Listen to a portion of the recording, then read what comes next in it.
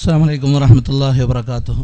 അൽഹംദുലില്ലാ സ്വലാത്തു വസ്സലാമു അലാ അഷ്റഫി റസൂലില്ലാ വഅലാ ആലിഹി വസഹബിഹി അജ്മഈൻ. അമ്മാ ബഅദ്. പ്രിയപ്പെട്ട ജിദ്ദ ഇസ്ലാമിക് സെൻ്ററിൻ്റെയും SKICSYS തുടങ്ങിയ സംഘടനകളുടെയും നേതാക്കന്മാരെ, അതുപോലെ പ്രിയപ്പെട്ട മുഅ്മിനീങ്ങളെ, അൽഹംദുലില്ലാ ഇന്ന് സാധാരണയിൽ നിന്നും വ്യത്യസ്തമായി അൽഹംദുലില്ലാ മജ്ലിസിനോടുകൂടെ നമുക്ക് ഒരു മഹത്തായ അതിഥിയെ നമുക്ക് വീണ് കിട്ടിയിരിക്കുകയാണ്. ഒന്നിരായ ഡോക്ടർ ജലീൽ ദാരിമി പാണ്ഡിത്യത്തോടുകൂടെ അള്ളാഹുവിൻ്റെ റസൂലുള്ളാഹി സല്ലല്ലാഹു അലൈഹി വസല്ലമ തങ്ങളുടെ തിബ്ബുൻ നബവിയിൽ ഡോക്ടറേറ്റ് കൂടെ കരസ്ഥമാക്കി ഇന്ന് നമ്മളോടുകൂടെ സംവദിക്കുന്നതിന് വേണ്ടി ഇവിടെ എത്തിച്ചേർന്നിരിക്കുന്നു. നിങ്ങൾക്കെല്ലാവർക്കും വേണ്ടി ഒന്നരായ ഉസ്താദ് അവറുകളെ സ്വാഗതം ചെയ്യുകയാണ്. ഇന്ന് നമ്മുടെ കണ്ണൂർ ജില്ലാ സഹചാരിയുടെ മെഡിക്കെയറിൽ ജോലി ചെയ്തുകൊണ്ടിരിക്കുകയാണ് ഒന്നരായ ജലീൽ ദാരിമി ഉസ്താദ് അവറുകൾ. അദ്ദേഹത്തെക്കുറിച്ച് നിങ്ങളോട് പരിചയപ്പെടുത്തുമ്പോൾ, അദ്ദേഹത്തിൻ്റെ ഡോക്ടറേറ്റിൻ്റെ ശേഷം അദ്ദേഹം നമ്മുടെ കേരളത്തിലെയും കേരളത്തിന് പുറത്തുമുള്ള പല യൂണിവേഴ്സിറ്റികളിലും തിബ്ബുൻ നബവിയിൽ പേപ്പറുകൾ, പ്രബന്ധങ്ങൾ അവതരിപ്പിക്കാൻ അള്ളാഹു അദ്ദേഹത്തിന് തൗഫീഖ് നൽകി. ഇനിയും അവസരങ്ങൾ നൽകുമാറാവട്ടെ.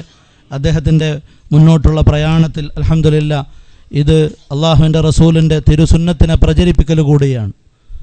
ആ ഒരു ഉദ്ദേശത്തോടു കൂടെ അദ്ദേഹത്തിന് മുന്നോട്ട് പോകുവാനുള്ള തൗഫീഖിന് വേണ്ടി നമുക്ക് ദുആ ചെയ്യുക. കാലിക്കറ്റ് യൂണിവേഴ്സിറ്റിയിൽ, അതുപോലെ കിങ് അബ്ദുൽ അസീസ് യൂണിവേഴ്സിറ്റി റിയാദിലും, അതുപോലെ കുട്ടം യൂണിവേഴ്സിറ്റി തമിഴ്നാട് പോലെയുള്ള മഹൽ യൂണിവേഴ്സിറ്റികളിലൊക്കെ അദ്ദേഹം അൽഹംദുലില്ലാ ഈ വിഷയവുമായി, തിബ്ബുൻ നബവി എന്നുള്ള ഈ വിഷയവുമായി പ്രബന്ധങ്ങൾ അവതരിപ്പിക്കാൻ അള്ളാഹു തൗഫീഖ് ചെയ്തു. തളിപ്പറമ്പ് സ്വദേശിയാണ്. അൽഹംദുലില്ലാ ഇന്ന് നമുക്ക് വേണ്ടിയും തിബ്ബുൻ നബവിയെക്കുറിച്ചും അതുപോലെ പ്രവാസികൾക്ക് സാധാരണയായി ഉണ്ടാകുന്ന അസുഖങ്ങൾക്കുള്ള തിബ്ബുൻ നബവിയിലൂടെയുള്ള പ്രതിവിധികളും ഇൻഷാ അല്ലാഹ് നമ്മളോട് സംവദിക്കുകയും അതിനുള്ള സംശയ നിവാരണങ്ങളും നടത്താനുള്ള സൗകര്യങ്ങളാണ് ജിദ്ദ ഇസ്ലാമിക് സെൻറ്റർ നിങ്ങൾക്ക് വേണ്ടി ഇവിടെ ഒരുക്കി തന്നിരിക്കുന്നത്. എല്ലാവരും, പ്രത്യേകിച്ച് ബാക്കിലിരിക്കുന്ന ആളുകളൊക്കെ വളരെ ശ്രദ്ധാപൂർവം കേൾക്കുകയും ക്ലാസ് കഴിഞ്ഞതിന് ശേഷം നിങ്ങൾക്കുള്ള സംശയങ്ങൾ നിവാരണത്തിനുള്ള അവസരങ്ങളുണ്ടാകും ഇൻഷാ അല്ലാഹ്. മഗ്രിബ് നമസ്കാരം കഴിഞ്ഞിട്ടും നമ്മൾ തുടരും ഇൻഷാ അല്ലാഹ്. അതുകൊണ്ട് എല്ലാവരും ശ്രദ്ധാപൂർവം ഇരിക്കണമെന്ന് വിനീതമായി അപേക്ഷിക്കുന്നു. അതുപോലെ മൊബൈലൊക്കെ ഒന്ന് എന്ത് ചെയ്യുക, നിങ്ങൾക്ക് കേൾക്കാവുന്ന ശബ്ദത്തിൽ മാത്രം റിംഗ് ടോൺ ആക്കി വെക്കുക. ക്ലാസ്സിന് ശല്യം ചെയ്യുന്ന രൂപത്തിൽ മറ്റുള്ള അലങ്കോലങ്ങൾ ഉണ്ടാക്കരുത് എന്നും കൂടി സദസ്സിനോട് ആവശ്യപ്പെടുകയാണ് ഇൻഷാ അല്ലാഹ്. സമയം വൈകിക്കുന്നില്ല, നേരിട്ട് ഉസ്താദിനെ ക്ലാസ്സിലേക്ക് ക്ഷണിക്കുകയാണ്. ഡോക്ടർ ജലീൽ ദാരിമി ഉസ്താദ് അവറുകളെ പ്രബന്ധം അവതരിപ്പിക്കുന്നതിന് വേണ്ടി, ക്ലാസ് എടുക്കുന്നതിന് വേണ്ടി ജിദ്ദ ഇസ്ലാമിക് സെൻറ്ററിന് വേണ്ടി ആദരപൂർവ്വം ക്ഷണിച്ചുകൊള്ളുന്നു. അസ്സലാമു അലൈക്കും.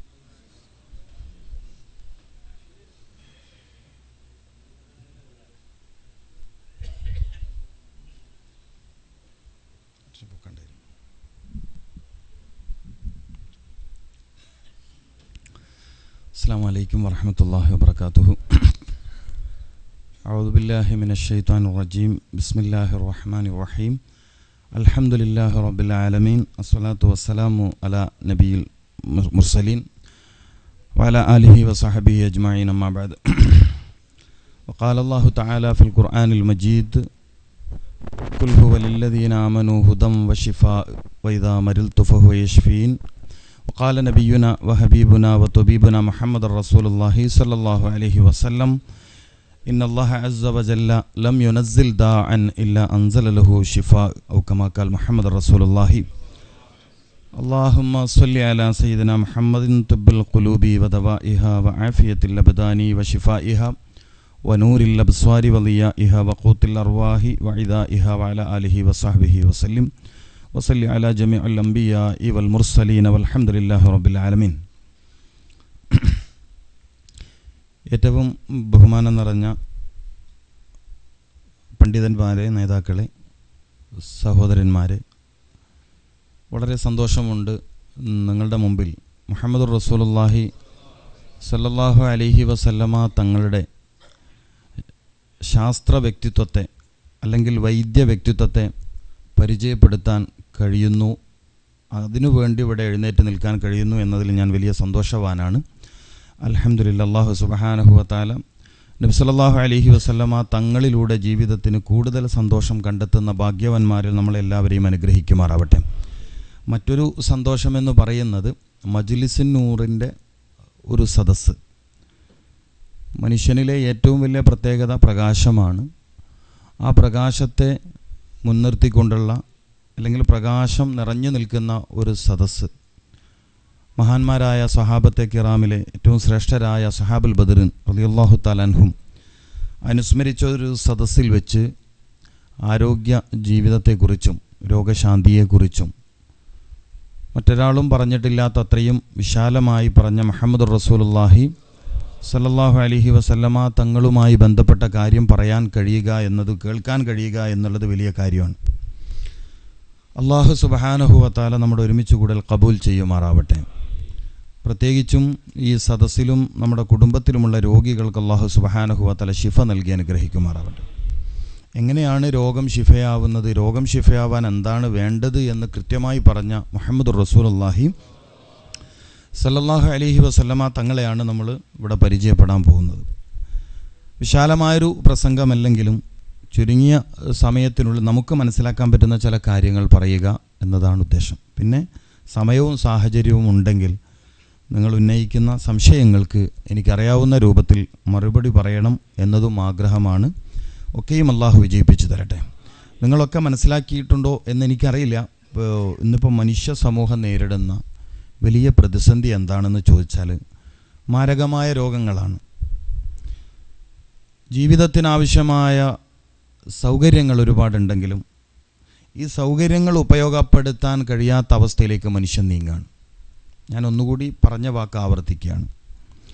ജീവിതത്തിൽ നമുക്ക് ആവശ്യമായ പല സൗകര്യങ്ങളുണ്ടെങ്കിലും ആ സൗകര്യങ്ങളെ ഉപയോഗപ്പെടുത്താൻ കഴിയാത്ത സാഹചര്യത്തിലേക്ക് മനുഷ്യൻ നീങ്ങുകയാണ്. ഞാൻ പറഞ്ഞത് മനസ്സിലായിട്ടുണ്ടോ? പഞ്ചസാരയുണ്ട്, അത് കഴിക്കാൻ പറ്റില്ല. ഇപ്പം മനസ്സിലായില്ലേ? ഇറച്ചിയുണ്ട്, കഴിക്കാൻ പറ്റില്ല. മത്സ്യമുണ്ട്, കുറച്ച് അകലം പാലിക്കുകയാണ്.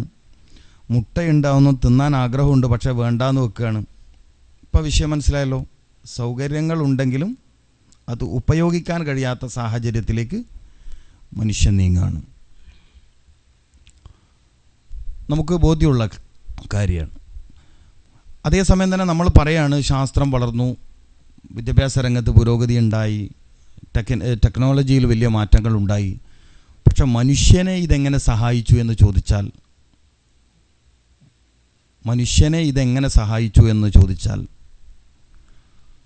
മറുപടി പറയാൻ പ്രയാസമാണ്. എൻ്റെ ചെറിയ അന്വേഷണത്തിൽ പലപ്പോഴും ഇന്ന് കാണുന്ന പല സയൻസും മനുഷ്യനെ ഉപദ്രവിച്ചു എന്നാണ് ഞാൻ പറയാറുള്ളത്. ഇന്ന് കാണുന്ന ശാസ്ത്രീയമായ പല പുരോഗതികളും മനുഷ്യന് ഉണ്ടായി എന്നാണ് ഞാൻ പറയാറുള്ളത്. ഒരുപക്ഷെ കേരളത്തിൽ ഏറ്റവും കൂടുതൽ ഡയാലിസിസ് മെഷീൻ കൊടുത്തയച്ചൊരു ഏരിയ ആയിരിക്കും ജിദ്ദ. ആണോ അല്ലേ? ആവാൻ സാധ്യതയുണ്ട്. ഒരു കിഡ്നി രോഗിക്ക് ഏറ്റവും വലിയ ഡയാലിസിസ് മെഷീനാണ്. അല്ലാന്ന് പറയാൻ പറ്റുന്ന ആൾ ഈ സദസ്സിലുണ്ടെങ്കിൽ പറയാം. അല്ലാന്ന് പറയാൻ പറ്റുന്ന ആൾക്ക് ഇവിടെ വെച്ച് പറയാം. ഒരു പ്രമേഹ രോഗിക്ക് ഏറ്റവും വലിയ ഇൻസുലിനാണ്. ഉള്ള സെൽഫ് ഇൻസുലിൻ പ്രൊഡക്റ്റിനുള്ള കഴിവ് കൂടി നഷ്ടപ്പെടുത്തി തരും നമ്മൾ ആർട്ടിഫിഷ്യലായിട്ടുള്ള ഇൻസുലിൻ കുത്തിവെക്കുമ്പോൾ. ഞാൻ പറയണത് ബോധ്യമാവുന്നുണ്ടോ നിങ്ങൾക്ക്?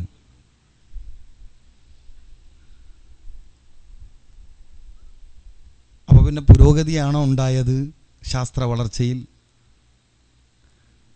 നമ്മൾ വളരെ ഗൗരവത്തോടെ ആലോചിക്കേണ്ട കാര്യമാണ്. ഈ കാലഘട്ടത്തിൽ ഞാൻ കണ്ടൊരു പ്രത്യേക വിഷയം, രോഗം വരാതിരിക്കാനും മരുന്ന്, രോഗം വന്നാലും മരുന്ന്. ഇത് നിങ്ങൾക്ക് മനസ്സിലായിട്ടുണ്ടോ? രോഗം വരാതിരിക്കാനും മരുന്ന്, രോഗം വന്നാലും മരുന്ന്. വൈറസുകളെക്കാളും ബാക്ടീരിയകളെക്കാളും അതുപോലെ കാലാവസ്ഥാ വ്യതിയാനത്തെക്കാളും മനുഷ്യൻ രോഗിയാവുന്നത് മരുന്നിലൂടെ. ഇത് മനസ്സിലാക്കിയിട്ടുണ്ടോ? ഇല്ല, അത് മനസ്സിലാക്കിയിട്ടില്ല. നിങ്ങൾ പ്രതികരിച്ചോളൂ, പറഞ്ഞോളൂ. നമ്മളൊരു ക്ലാസ് അല്ലേ. പിന്നെ വലിയ പ്രസംഗകരൊക്കെ ആകുമ്പോഴേ മൗനത്തോടെ കേൾക്കണ്ടുള്ളൂ. ഞാനൊരു സാധാരണക്കാരനാണ്. അപ്പോൾ നിങ്ങൾക്ക് പ്രതികരിക്കാം. മരുന്നിലൂടെയാണ് ഇന്ന് ഏറ്റവും കൂടുതൽ രോഗങ്ങൾ ഉണ്ടാവുന്നത്. ഇത് മനസ്സിലാക്കിയിട്ടില്ല നമ്മളല്ലേ? മനസ്സിലാക്കിയിട്ടുണ്ട്, മാഷാ അല്ലാ. അപ്പോൾ പിന്നെ മരുന്ന് കഴിക്കുന്നതോ വേറെ വഴിയില്ലാഞ്ഞിട്ടാണ്. വഴിയില്ല എന്നത് തോന്നലാണ്. വഴിയില്ല എന്നത് തോന്നലാണ്. മാ അൻസലല്ലാഹു ദാഅൻ ഇല്ലാ അൻസല ലഹു ശിഫാ. ഇത് മുഹമ്മദ് റസൂലുള്ളാഹി സല്ലല്ലാഹു അലൈഹി വസല്ലമ തങ്ങൾ പറഞ്ഞ വാക്കാണ്. There is not incurable disease. ഇവിടെ വിട്ടുമാറാത്ത രോഗമില്ല എന്ന് ലോക ചരിത്രത്തിൽ മെഡിക്കൽ ഹിസ്റ്ററിയിൽ പറഞ്ഞ ഒരേ ഒരാൾ മുഹമ്മദ് റസൂൽ സല്ലല്ലാഹു അലൈഹി വസല്ലമ തങ്ങളാണ്. മുമ്പ് ഡോക്ടർ സി കെ രാമചന്ദ്രൻ ഒരു ലേഖനം എഴുതിയിട്ടുണ്ട് ഒരു റബീഉൽ അവ്വൽ മാസത്തിൽ. അദ്ദേഹം പറഞ്ഞത് മുഖൈക്കിസ് രാജാവിൻ്റെ ഒരു ചരിത്രമാണ്. ഞാൻ പല സ്ഥലത്തും അത് പറയാറുണ്ട്. അറിയാത്ത ഒരാളെങ്കിലും ഉണ്ടെങ്കിൽ അവർ കൂടി അറിയട്ടെ എന്ന് കരുതിയിട്ടാണ് ഞാൻ ഇവിടെയും ആവർത്തിക്കുന്നത്. ഇവിടെ നിന്ന് അടുത്ത് മദീനയിൽ ഒരു 400 കിലോമീറ്റർ ഓടിയാലും മദീനയിൽ നമ്മൾ ഇവിടുന്ന് പറയുമ്പോൾ അങ്ങനെ ഒരു ആവേശമുണ്ട്. ഇതിങ്ങനെ അടുത്തുള്ളൊരു സ്ഥലത്തെക്കുറിച്ചല്ലേ പറയുന്നത്. മദീനയിൽ റോമിലെ ചക്രവർത്തി മുഖൈക്കിസ് രാജാവ് വളരെ മിടുക്കന്മാരായ ഡോക്ടേഴ്സിനെ സമ്മാനമായി കൊടുത്തു. ആർക്ക്? റസൂലുള്ളാഹി സല്ലല്ലാഹു അലൈഹി വസല്ലമ തങ്ങൾക്ക് സമ്മാനമായി കൊടുത്ത. പക്ഷെ അവർ ജോലിയില്ലാണ്ട് ചുമ്മാ ഇരിക്കേണ്ടി വന്നു കുറേ കാലം. ജോലിയില്ലാണ്ടിരിക്കണമെങ്കിൽ എന്താവണം? രോഗികളില്ലാതിരിക്കണം. ഇപ്പറയണ വാക്സിനേഷനോ അല്ലെങ്കിൽ മറ്റ് സംവിധാനങ്ങളൊന്നും ഇല്ലാത്ത, നമ്മൾ കഴിക്കുന്നത്രയും ഫ്രൂട്ട്സ് ഇല്ലാത്ത, പഴവർഗ്ഗങ്ങൾ വെജിറ്റബിൾസ് ഒന്നും ഇല്ലാത്തൊരു കാലഘട്ടത്തിൽ രോഗികളില്ലാത്തതിൻ്റെ പേരിൽ ഡോക്ടേഴ്സിന് പണിയില്ലാണ്ടായി എന്ന് പറയുന്ന ഒരു ചരിത്രം കേരളത്തിൽ എഴുതി വെച്ചത് ഡോക്ടർ സി കെ രാമചന്ദ്രൻ എന്ന ആയുർവേദത്തിലും അലോപ്പതിയിലും മറ്റ് വൈദ്യശാഖകളിലൊക്കെ നല്ല പാണ്ഡിത്യമുള്ളൊരു ഡോക്ടറാണ്. ഒരു സാധാരണക്കാരനെ എഴുതി വെച്ചതല്ല. അപ്പോൾ വേറെ വഴിയില്ലാത്തത് കൊണ്ടാണ് നമ്മൾ ഈ മെഡിസിൻ ഫോളോ ചെയ്യുന്നത് എന്ന് പറയുന്ന ഇസ്ലാമിക സമൂഹത്തിനെ തിരുത്തുക എന്നതാണ് തിബ്ബുൻ നബവി എന്ന ശാസ്ത്രശാഖയിലൂടെ ഞങ്ങൾ കുറച്ച് ആളുകൾ ഏറ്റെടുത്തിരിക്കുന്ന ദൗത്യം. അള്ളാഹു വിജയിപ്പിച്ചു തരട്ടെ. ഇന്നിപ്പോൾ നേരത്തെ ഹുദവി സൂചിപ്പിച്ചതുപോലെ കിങ് അബ്ദുൽ അസീസ് യൂണിവേഴ്സിറ്റി റിയാദിലും, അതുപോലെ കുറ്റാലം ആൾട്ടർനേറ്റീവ് മെഡിസിൻ യൂണിവേഴ്സിറ്റിയിലും, കോഴിക്കോട് കാലിക്കറ്റ് യൂണിവേഴ്സിറ്റിയിലും, അതുപോലെ പെരിയാരം മെഡിക്കൽ കോളേജിലും, കോഴിക്കോട് മെഡിക്കൽ കോളേജിലും, തിരുവനന്തപുരം ആരോഗ്യ ഭവനിലും ഒക്കെ ഞങ്ങൾ ഈ സന്ദേശം പറഞ്ഞു കഴിഞ്ഞു. സയൻറ്റിഫിക്കായി ഞങ്ങൾക്കിത് പ്രൂവ് ചെയ്യാൻ പറ്റുമെന്ന് പറഞ്ഞു കഴിഞ്ഞു. ഏത്? നമ്മുടെ ഒക്കെ ശാസ്ത്രമായ മുഹമ്മദ് റസൂലുള്ളാഹി സല്ലല്ലാഹു അലൈഹി വസല്ലം. ഞങ്ങൾ കോഴിക്കോട് മെഡിക്കൽ കോളേജിൽ അവതരിപ്പിച്ചത് വിത്തൗട്ട് ഡയാലിസിസ് ഇല്ലാതെ കിഡ്നി രോഗം ഞങ്ങൾ ക്ലിയർ ചെയ്തു തരാമെന്നാണ്. ചെറിയ തലവേദനയും ജലദോഷവും മാറ്റാമെന്നൊന്നുമല്ല. ഒരു ഗ്രാമീണ സദസ്സിലല്ല ഇത് പറഞ്ഞിരിക്കുന്നത്. ഒരു ഗ്രാമീണ സമൂഹത്തിൽ കർഷകരുടെ മുമ്പിലോ സാധാരണക്കാരുടെ മുമ്പിലോ അല്ല പറഞ്ഞിരിക്കുന്നത്. ക്വാളിഫൈഡ് ആയ ഡോക്ടേഴ്സിൻ്റെ മുമ്പിൽ പോയി പറഞ്ഞു, ഡയാലിസിസ് ഇല്ലാതെ തന്നെ കിഡ്നി ഫെയിലേഴ്സിനെ, കിഡ്നി രോഗികളെ നമുക്ക് രക്ഷപ്പെടുത്താൻ കഴിയും. എവിടെ പറഞ്ഞേ? നാരായണൻ പോലെയുള്ള പ്രഗത്ഭരായ ഡോക്ടേഴ്സിൻ്റെ മുമ്പിൽ. മാസങ്ങൾക്കകം അവർക്കത് ബോധ്യമായി. അവർ നിർദ്ദേശിച്ച രോഗികളിൽ മുഹമ്മദ് റസൂലുള്ളാഹി സല്ലല്ലാഹു അലൈഹി വസല്ലമ തങ്ങൾ പരിചയപ്പെടുത്തിയ അമൂല്യമായ ഔഷധങ്ങൾ ഉപയോഗിച്ച് ട്രീറ്റ്മെൻറ്റ് ചെയ്തപ്പോൾ അവർക്കത് ബോധ്യമായി. തിരുവനന്തപുരം പ്രഗത്ഭരായ തിരുവനന്തപുരത്തെ ക്യാൻസർ വിദഗ്ധന്മാരായ ഓങ്കോളജിസ്റ്റുകളുടെ മുമ്പിൽ പ്രവാചക വൈദ്യത്തിലൂടെ ക്യാൻസർ മാറ്റാൻ കഴിയുമെന്ന് വിളിച്ചു പറഞ്ഞത് ഈ അടുത്ത് അഡ്വക്കേറ്റ് ജോയി സഖാവ് MLA അടക്കം ഇരിക്കുന്ന സദസ്സിൽ വെച്ച് ഒരു കൂട്ടം പണ്ഡിതന്മാരാണ്, ആലിമീങ്ങളാണ്. 10 രോഗികൾ ആ സദസ്സിൽ വെച്ച് അവർ തിരഞ്ഞെടുത്തു. ഒരു മാസം കൊണ്ട് 50% അവരുടെ രോഗത്തിൽ ഇമ്പ്രൂവ്മെൻ്റ് ഉണ്ടായി, മാറ്റം ഉണ്ടായി.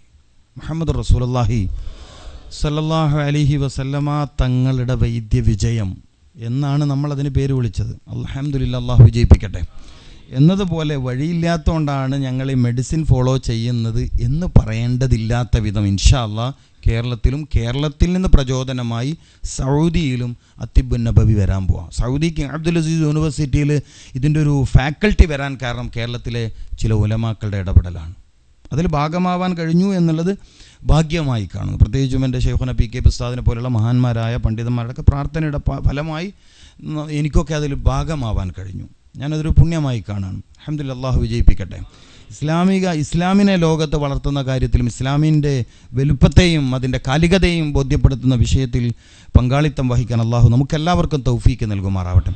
അപ്പോൾ എനിക്ക് പറയാനുള്ളത് ഒന്ന്, നബി സല്ലല്ലാഹു അലൈഹി വസല്ലം തങ്ങളുടെ വൈദ്യശാസ്ത്രം എന്താണ് എന്നതിനെക്കുറിച്ചുള്ള ഒരു ചെറിയ അതറിയണമല്ലോ. നമ്മളിപ്പോൾ അലോപ്പതി എന്താണെന്ന് വെച്ചാൽ നമുക്കറിയാമല്ലോ അല്ലേ. ഇംഗ്ലീഷ് മെഡിസിനെ കുറിച്ച് അറിയാം, ഹോമിയോപ്പതി അറിയാം, ആയുർവേദ അറിയാം, നാച്ചുറോപ്പതി അറിയാം, സിദ്ധ അറിയാം, അക്യുപങ്ക്ചറും അക്യുപ്രഷറും റൈക്കിയും കാന്തചികിത്സയും എല്ലാത്തിനെക്കുറിച്ചും അത്യാവശ്യമൊക്കെ നമുക്കറിയാം.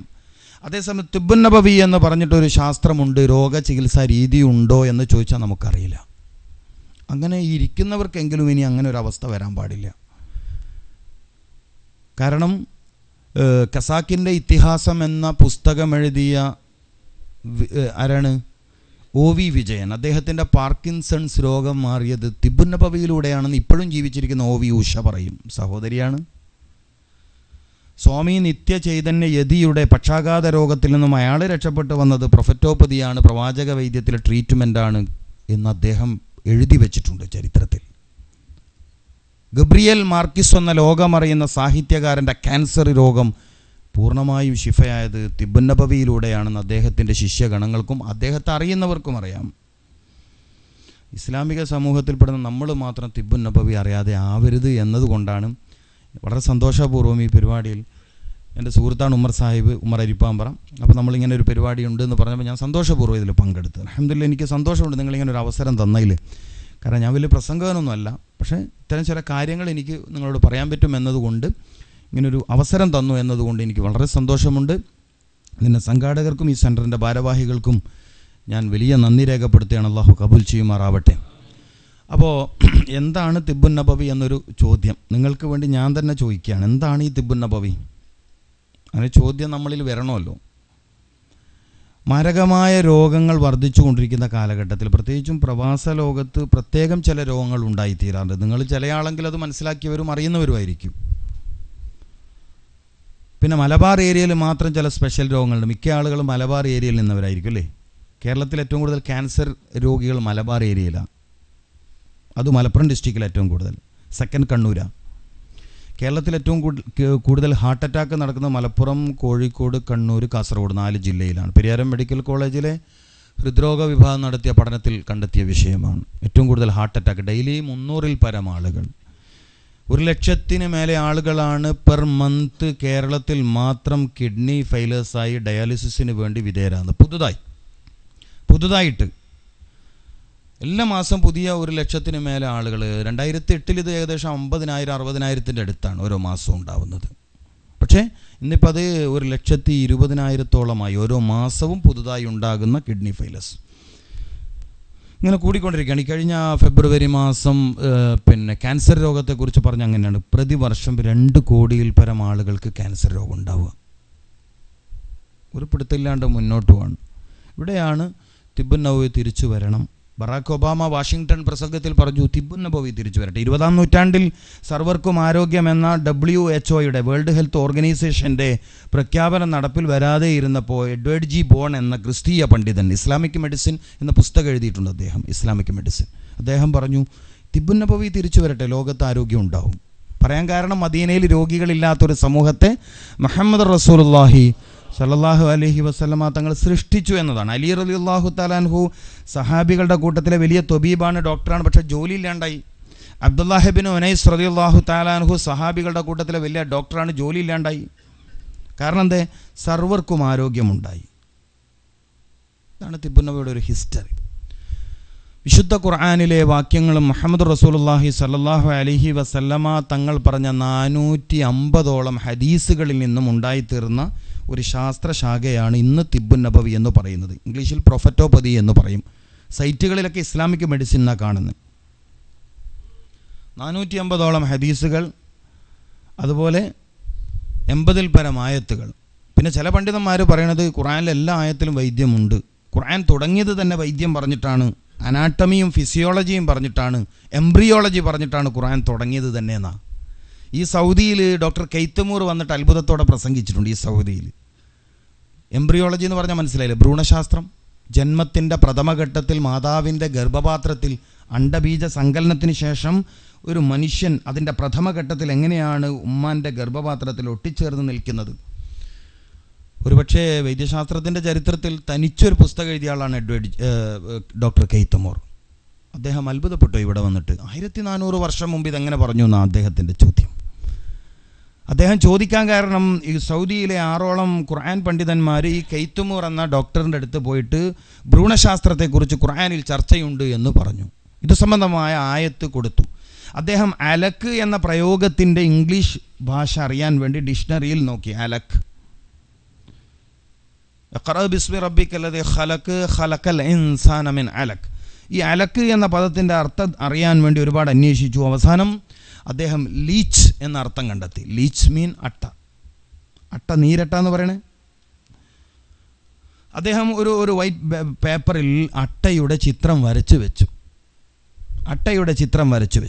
എന്നിട്ട് ഭ്രൂണാവസ്ഥയിലുള്ള ഇനിഷ്യൽ, അതായത് പ്രഗ്നൻസി പീരീഡ്, ഗർഭത്തിൻ്റെ ആദ്യത്തിലുള്ള ഒരു സ്ത്രീയെ സ്കാനിങ്ങിന് വിധേയനാക്കി. ഇയാൾ അത്ഭുതപ്പെട്ടു പോയി. ഒരുപാട് നേരം ഇയാൾക്ക് സംസാരിക്കാൻ പോലും പറ്റാണ്ട്. എന്തപ്പോൾ കാണുന്നത്? ഇയാൾ വരച്ച ചിത്രത്തിന് സമാനമായ ഒരു ഫിഗർ ഉമ്മയുടെ ഗർഭപാത്രത്തിൽ കാണുന്നു. 5 ആയത്തിൽ നിന്ന് 22ഓളം സയൻസ് പിറന്ന മതമാണ് വിശുദ്ധ ഇസ്ലാം. 5 ആയത്തിൽ നിന്ന് 22ഓളം സയൻസ്, ശാസ്ത്രം. പക്ഷേ ഇമാം ഷാഫി റളിയല്ലാഹു തആല അൻഹു പറഞ്ഞതുപോലെ നമ്മൾ മടിയന്മാരാവുകയും കാര്യങ്ങളൊക്കെ ക്രിസ്ത്യാനികളെ ഏൽപ്പിക്കുകയും ചെയ്തുകൊണ്ട് ശാസ്ത്രം നമുക്കില്ലാണ്ടായി അല്ലേ? അതാണ് സംഭവിച്ചത്. അതാണ് ഇന്നിപ്പോൾ സംഭവിച്ചത്. നമ്മൾ വൈദ്യം അന്വേഷിച്ച് അവരുടെ അടുത്തേക്ക് പോകാൻ തുടങ്ങി. ഓക്കെ, അപ്പോൾ ഖുർആനിൽ വൈദ്യശാസ്ത്രമുണ്ട്. ഖുർആനിൽ രോഗം എങ്ങനെ ഉണ്ടാകുന്നു എന്ന ചോദ്യത്തിൻ്റെ ഉത്തരം ഖുർആനിലുണ്ട്. ഒരാളുടെ രോഗപ്രതിരോധ ശക്തി എങ്ങനെയാണ് ഉണ്ടാവുന്നത് എന്ന ചോദ്യത്തിൻ്റെ ഉത്തരം ഖുർആനിൽ നിന്ന് പറഞ്ഞത് മഹാനായ ഇമാം റംലി റഹ്മത്തുള്ളാഹി അലൈഹിയാണ്. ഖുർആനിൽ നിന്നാണ് പറഞ്ഞത്. ജൂതനായ ഒരു സഹോദരൻ രോഗപ്രതിരോധം, മലപ്പുറം ജില്ലയിൽ വാക്സിനേഷൻ നടത്തുന്നില്ല എന്ന് പറഞ്ഞിട്ട് ചില ആളുകൾക്ക് വലിയ പ്രശ്നമാണ്. പക്ഷെ ഖുർആനികമായ മറുപടി മലപ്പുറം ജില്ലയിൽ നിന്ന് വന്നിട്ടില്ല. അങ്ങനെ പറയുന്നതുകൊണ്ട് ബുദ്ധിമുട്ടുണ്ടോ? ബുദ്ധിമുട്ടുണ്ടായാലും കാര്യമില്ല. അടുത്ത തവണ ഇവിടെ പ്രസംഗിക്കണമെന്ന് എനിക്ക് നിർബന്ധമൊന്നുമില്ലല്ലോ. ഓക്കെ, മലപ്പുറം ജില്ലയിൽ നിന്ന് വന്നിട്ടില്ല. അതിൻ്റെ മറുപടി വെളിയങ്കോട് ഉമർ ഖാദി റളിയല്ലാഹു തആല അൻഹു മലപ്പുറം ജില്ലക്കാരനാണ്. അദ്ദേഹത്തിൻ്റെ അടുത്താണ് സോളിക് ബയോളജി എന്ന വിഷയം പഠിക്കാൻ വേണ്ടി ബ്രിട്ടീഷുകാരായ ശാസ്ത്രജ്ഞന്മാർ വന്നത്. മലപ്പുറം ജില്ലേൻ്റെ അഭിമാനമാണ്. എന്ത് പഠിക്കാൻ? ശരീരശാസ്ത്രത്തിലെ അത്ഭുതകരമായൊരു പാർട്ട് പഠിക്കാൻ വേണ്ടി ബ്രിട്ടീഷുകാരായ ശാസ്ത്രജ്ഞന്മാർ അറസ്റ്റ് ചെയ്ത ജയിലിൻ്റെ പുറത്ത് പേനയും പേപ്പറായിട്ട് ഇരിക്കുക, ഉമർഖാദിയോട് സംശയം ചോദിച്ച് പഠിക്കാൻ. സോളിക് ബയോളജി, ജീവൽ പ്രധാന ശരീരത്തെക്കുറിച്ച്. പക്ഷേ ഈ മലപ്പുറത്തിപ്പോൾ വാക്സിനേഷൻ നടത്തുന്നില്ല എന്ന് പറഞ്ഞിട്ട് പ്രശ്നമാണ്. അപ്പോൾ മലപ്പുറംകാർ കൂടുതൽ ഉപയോഗിക്കുന്ന ഗ്രന്ഥമാണ് ഖുർആൻ. ആ ഖുർആനിൽ രോഗപ്രതിരോധം എങ്ങനെയെന്ന ചോദ്യം ഇമാമുന റംലി റഹ്മത്തുള്ളാഹി അലൈഹിയോട് ചോദിച്ചിട്ടുണ്ട്. റംലി റഹ്മത്തുള്ളാഹി അലൈഹി അതിന് മറുപടി പറഞ്ഞിട്ടുണ്ട്. ഇത് തിബ്ബുൻ നബവിയിലെ അധ്യാപനമാണ്. അപ്പോൾ രോഗപ്രതിരോധം എങ്ങനെയെന്ന് ഖുർആനിലുണ്ട്. രോഗം വന്നാൽ എങ്ങനെ ട്രീറ്റ്മെൻറ്റ് ചെയ്യണമെന്നത് ഖുർആനിലുണ്ട്. അലൈക്കും ഷിഫാഅനി അൽ അസ്ലു വൽ ഖുർആൻ മുഹമ്മദ് റസൂലുള്ളാഹി. നിങ്ങൾക്ക് രോഗം വന്നാൽ 2 ചികിത്സാ മാധ്യമങ്ങളെ ഞാൻ നിങ്ങൾക്ക് നൽകുന്നു. ഒന്ന് ഭൗതികമായ മരുന്നുകളാണ്. അൽ അസിൽ, തേൻ മാത്രമാണ് എന്നർത്ഥമൊന്നും വെക്കേണ്ട. ഭൗതികമായ ഘടകങ്ങൾ, അതായത് പ്രകൃതിയിൽ കിട്ടുന്ന വസ്തുക്കൾ കൂട്ടിയോജിപ്പിച്ച് ജനങ്ങൾക്ക് കൊടുത്താൽ രോഗത്തിന് ശിഫ ഉണ്ടാവും. മറ്റൊന്ന് ഖുർആനാണ്. വൽ ഖുർആൻ, ഖുർആനിൽ നിങ്ങളുടെ രോഗത്തിന് ശിഫയുണ്ട്. ഖുർആൻ തന്നെ പറയുന്നു കുൽ ഹുവ ലില്ലദീന ആമനു. ഖുർആനൊക്കെ കയ്യിലെടുത്ത് നടക്കുന്ന സത്യവിശ്വാസികളോട് പറഞ്ഞു കൊടുക്കണം, ഈ ഖുർആനിൽ ഹുദൻ, ജീവിത വിജയത്തിൻ്റെ മാർഗങ്ങളുണ്ട്.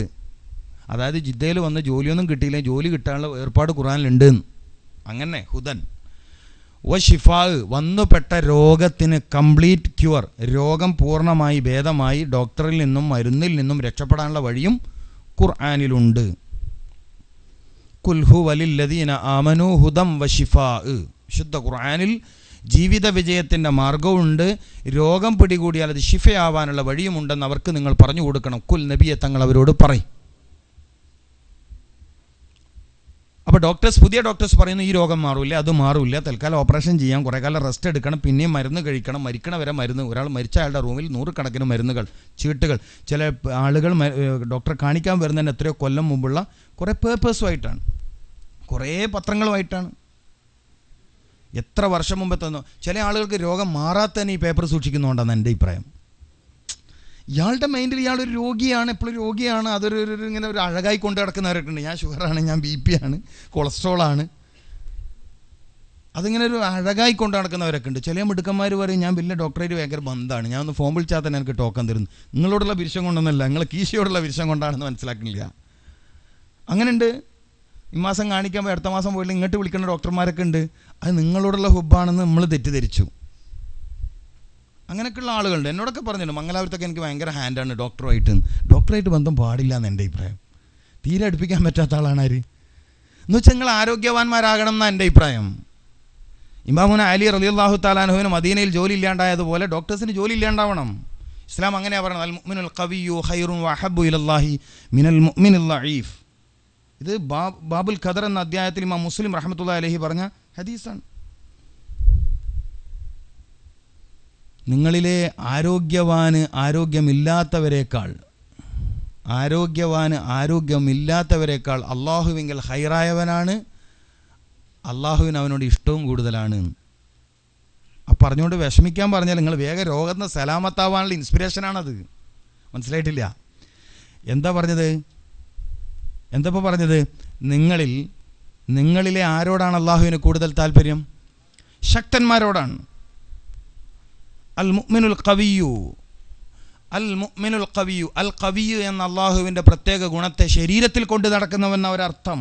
അൽ ഖവിയ്യു എന്ന അള്ളാഹുവിൻ്റെ ഗുണത്തെ ശരീരത്തിൽ കൊണ്ട് നടക്കണവൻ, ബുദ്ധിയിൽ, ഹൃദയത്തിൽ, ശരീരത്തിൽ, മസിലിൽ ഒക്കെ.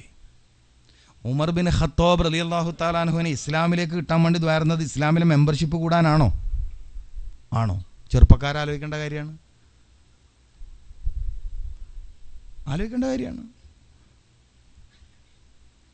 അപ്പം നിങ്ങളിലെ ഏറ്റവും ഹൈറായവൻ ആരാണ്?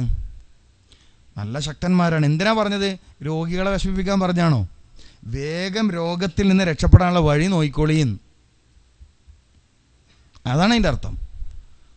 വഅഹബ്ബു ഇലല്ലാഹ്, അള്ളാഹുവിങ്കലേക്ക് ഏറ്റവും ഇഷ്ടമുള്ളവനും ഈ ആരോഗ്യമുള്ളവനാണ്, നല്ല ശാരീരിക ക്ഷമത ഉള്ള ആളാണ്. മിനൽ മുഅ്മിനിൽ ലഈഫ്, രോഗം വന്ന് തളർന്നുകൊണ്ടിരിക്കുന്ന ഞരമ്പ്, മസിൽ, പേശികളൊക്കെ ഉള്ള മുഅ്മിനേക്കാൾ ഇപ്പറുള്ള ആളോടാണ്. അപ്പം അങ്ങനെയല്ല, നമ്മളെ കുട്ടികൾ കൂടുതൽ പഠിക്കുന്ന കുട്ടിയോട് ഉപ്പാക്കും ഉമ്മാക്കും ഒരു ഇഷ്ടം കുറച്ച് കൂടുതലായിരിക്കൂലേ? ആണോ? അല്ലേ? ആണെന്ന് പറഞ്ഞിട്ടില്ലെങ്കിൽ അങ്ങനെയാണ് അതിൻ്റെ അർത്ഥം. വലിയ ഇടങ്ങാറൊന്നും ഉണ്ടാക്കാണ്ട് ശല്യപ്പെടുത്താണ്ട് പോകുന്ന കുട്ടിയൊന്നും വീട്ടിലുണ്ടെങ്കിൽ ഓനോടൊരു ചെറിയ പിരിശം കൂടും. ഇതന്നെ ഇത് അള്ളാഹുവിനെ സംബന്ധിച്ചിടത്തോളം നിങ്ങൾ ആരോഗ്യവാന്മാരായി ജീവിക്കുക എന്ന മോട്ടിവേഷനാണ്, താല്പര്യം ജനിപ്പിക്കലാണ്. റസൂലുള്ളാഹി സ്വല്ലല്ലാഹു അലൈഹി വസല്ലം അള്ളാഹു നമ്മളിൽ ഒരുമിച്ച് കൂടിയവരിൽ ആർക്കെങ്കിലും രോഗമുണ്ടെങ്കിൽ ഈ ഹദീസ് നമ്മൾ വായിച്ചതിൻ്റെ അടിസ്ഥാനത്തിൽ ശിഫ പ്രദാനം ചെയ്യുമാറാവട്ടെ. നല്ല വാക്കുകൾ പറയുന്നതും നല്ല വാക്കുകൾ കേൾക്കുന്നതും രോഗത്തിന് ശിഫ ഉണ്ടാക്കുന്നതാണ്. നല്ല വാക്കുകൾ പറയുന്നതും നല്ല വാക്കുകൾ കേൾക്കുന്നതും രോഗത്തിന് ശിഫ ഉണ്ടാക്കും. ഒരാളുടെ മസ്തിഷ്കത്തിൽ ഏറ്റവും ശക്തി കൂട്ടാനുള്ള നല്ല വഴി എന്താ? ലാ ഇലാഹ ഇല്ലല്ലാഹ് നല്ലോണം ചെല്ലുക എന്നുള്ളതാണ്. ഈ സുന്നികൾ ദിക്റും സലാത്തും മറ്റൊക്കെ ഉണ്ടാക്കണം. എന്തുകൊണ്ടാണ്? അതിനാണല്ലോ അവരുടെ പ്രത്യേകതയും. സുന്നികൾ ദിക്ർ, സ്വലാത്ത്, മജ്ലിസ് കാര്യങ്ങളൊക്കെ ഉണ്ടാക്കും. ഇപ്പം മജ്ലിസുൻ നൂർ എന്ന് പറഞ്ഞാൽ എന്താ? മജ്ലിസു ഷിഫയാണ്. മജ്ലിസുൻ നൂർ, മജ്ലിസു ഷിഫ എന്ന് വെച്ചാൽ മുസ്തഷ്ഫ, രോഗം മാറുന്ന സ്ഥലം. മഹാനായ ശൈഖുന അത്തിപ്പറ്റ ഉസ്താദിൻ്റെ അടുത്ത് കണ്ണ് രോഗത്തിനെ കുറിച്ച് ആവലാതി വന്ന് പറഞ്ഞ മനുഷ്യനോട് പറഞ്ഞു മജ്ലിസുൻ നൂറിൽ ഇരിക്കുന്ന രോഗം മാറി. അപ്പോൾ മജ്ലിസുൻ നൂർ, മജ്ലിസു ഷിഫ, രോഗം മാറുന്ന മജ്ലിസ്. അള്ളാഹു അങ്ങനെ ആക്കി തരട്ടെ. ഇവിടെ എല്ലാം അല്ലേ, മൂന്നാമത്തെ ആഴ്ചയാണ് ഇവിടെ നടക്കുന്നത് അല്ലേ? അള്ളാഹു ഇവിടെ എത്തിപ്പെടാനും ഈ സദസ്സിൽ വന്നിരിക്കാനും അങ്ങനെ ആ സ്വഹാബി കന്നുജൂം, എൻ്റെ സ്വഹാബത്ത് പ്രകാശങ്ങളാണ്, നക്ഷത്രങ്ങളാണ്. ഒരു മനുഷ്യൻ്റെ ശരീരത്തിൽ നിന്ന് പ്രകാശത്തിൻ്റെ അംശം കുറയുന്നതിനനുസരിച്ചാണ് അയാൾ ശാരീരികമായി തളരുന്നത്, രോഗിയാവുന്നത്. ഫോട്ടോബയോണിക് ഇഫക്റ്റ് എന്ന് പറയും. ഫോട്ടോബയോണിക് ഇഫക്റ്റ്. ഇപ്പം രാവിലെ എഴുന്നേക്കാൻ പറ്റിയിട്ടില്ലെങ്കിൽ അന്നത്തെ ദിവസത്തെ ആരോഗ്യം പോക്ക് തന്നെയാണ്. പ്രവാസ ലോകത്തിൻ്റെ ആരോഗ്യം കൂടി ഇതിൽ ചേർക്കണമല്ലോ. അള്ളാഹു തൗഫീഖ്. പിന്നെ ചില ആളുകളുടെ ദുആവും എപ്പോഴും നിങ്ങൾക്ക് ദുആ കിട്ടുന്നതുകൊണ്ട് കുറേയൊക്കെ നിങ്ങൾ പിടിച്ചിട്ടുണ്ട്. അൽഹംദുലില്ലാഹ്, അള്ളാഹു കബൂൽ ചെയ്യട്ടെ. രാവിലെ എഴുന്നേൽക്കണം. ഞാനിപ്പോൾ ഇന്നലെ മസൈൽ സഈ ചെയ്തുകൊണ്ടിരിക്കുമ്പോൾ നമ്മളെ കൂട്ടത്തിൽ ഇങ്ങനെ ദിക്ർ ചൊല്ലി. നബി സല്ലല്ലാഹു അലൈഹി വസല്ലം തങ്ങൾ സാധാരണ അത് ഫജ്ർ സ്വാദിക്കിൻ്റെ സമയത്താണ് ആ ദിക്ർ ചൊല്ലാറുള്ളത്. അല്ലാഹുമ്മ ജഅൽ ഫീ ഖൽബി നൂറാ വഫീ സമഈ നൂറാ വഫീ ബസ്വരീ നൂറാ വഫീ ലിസാനി നൂറാ വഫീ ജസദി നൂറാ. എന്താണ് നൂറ്? വൈദ്യശാസ്ത്രത്തിന് പിടികിട്ടാത്തതും ഇസ്ലാമിക മെഡിക്കൽ സയൻസിൻ്റെ വിജയവും ഈ നൂറുമായി ബന്ധപ്പെട്ട് നിൽക്കുന്നത്. ഞാൻ പറയാം, സമയമുണ്ടെങ്കിൽ പറയാം. അപ്പോൾ ഏതായാലും ഇസ്ലാമിക വൈദ്യശാസ്ത്രം എന്ന് പറയുന്നത്, ആരോഗ്യശാസ്ത്രം എന്ന് പറയുന്നതിൻ്റെ അടിസ്ഥാനം വിശുദ്ധ ഖുർആനാണ്. ഖുർആൻ അങ്ങനെ വൈദ്യമൊക്കെ പറഞ്ഞിട്ടുണ്ടോ എന്ന് വെച്ചാൽ ഖുർആനെ വൈദ്യം പറഞ്ഞിട്ടുള്ളൂ എന്നാണ് മറുപടി. ഖുർആൻ മാത്രമേ കൃത്യമായ ശാസ്ത്രം പറഞ്ഞിട്ടുള്ളൂ, ശരീരശാസ്ത്രം പറഞ്ഞിട്ടുള്ളൂ, ആരോഗ്യശാസ്ത്രം പറഞ്ഞിട്ടുള്ളൂ, ഔഷധ നിർമ്മാണ ശാസ്ത്രം പറഞ്ഞിട്ടുള്ളൂ എന്നാണ് മറുപടി. സ്പെയിനിൽ നിന്നും കട്ടെടുത്ത് കൊണ്ടുപോയ പുസ്തകങ്ങൾ കിട്ടിയിരുന്നില്ലെങ്കിൽ യൂറോപ്യൻ മെഡിസിൻ എന്നൊരു മെഡിക്കൽ സയൻസ് ഉണ്ടാവില്ല. എന്ന് വെച്ചാൽ നിങ്ങൾ ഇന്ന് കഴിക്കുന്ന അലോപ്പതി മരുന്നുണ്ടാവില്ല. സ്പെയിൻ ദുരന്തം നടക്കുകയും ആ സ്പെയിനിൽ നിന്ന് കട്ടുകൊണ്ടുപോയ പുസ്തകങ്ങൾ 19 കൊല്ലത്തെ ട്രാൻസ്ലേഷൻ പീരീഡ് എന്ന് ഹിസ്റ്ററിയിൽ പറയും. ട്രാൻസ്ലേഷൻ പീരീഡ്, ഭാഷാന്തരം ചെയ്ത ഒരു കാലഘട്ടം, 50 കൊല്ലം നീണ്ടു നിൽക്കുന്ന ഭാഷാന്തരം ചെയ്യൽ കർമ്മം നടന്നിട്ടില്ലെങ്കിൽ യൂറോപ്യന്മാരുടെ കയ്യിൽ മെഡിക്കൽ സയൻസ് ഉണ്ടാവില്ല. 9 നൂറ്റാണ്ട് കാലം, 900 വർഷക്കാലം ഇമാം ഇബ്നു സുന്നി റളിയല്ലാഹു തആല 2-ാം നൂറ്റാണ്ടിലെ ഇസ്ലാമിക ലോകത്തെ കർമ്മശാസ്ത്ര വിശാരദൻ ഇമാം ഇബ്നു സുന്നി റഹ്മത്തുള്ളാഹി തങ്ങൾ മുതൽ അൽ ഹാഫിദ് ഇമാം അബൂ നുഐം റഹ്മത്തുള്ളാഹി അലൈഹി, ഇമാം ദഹബി റഹ്മത്തുള്ളാഹി അലൈഹി, ഇബ്നുൽ ഖയ്യിം അൽ ജൗസി, ഇബ്നുൽ ഖയ്യിം പോലെയുള്ള മഹാപണ്ഡിതന്മാർ 9 നൂറ്റാണ്ട് കാലം ലോക ചരിത്രത്തിൽ മെഡിക്കൽ സയൻസ് എന്ന് പറഞ്ഞാൽ ഇസ്ലാമിക വൈദ്യശാസ്ത്രമാണെന്ന് ചരിത്രത്തിൽ രേഖപ്പെടുത്തിയിട്ടുണ്ട്. 400 കൊല്ലം, 450 കൊല്ലം, അതായത് 1576 ശേഷം, ഹിസ്റ്ററിയിൽ 1576 ശേഷം ഇസ്ലാമിക സമൂഹത്തിന് വൈദ്യത്തിൽ താല്പര്യം കുറഞ്ഞു, അല്ലെങ്കിൽ അവരെ കുറച്ചു.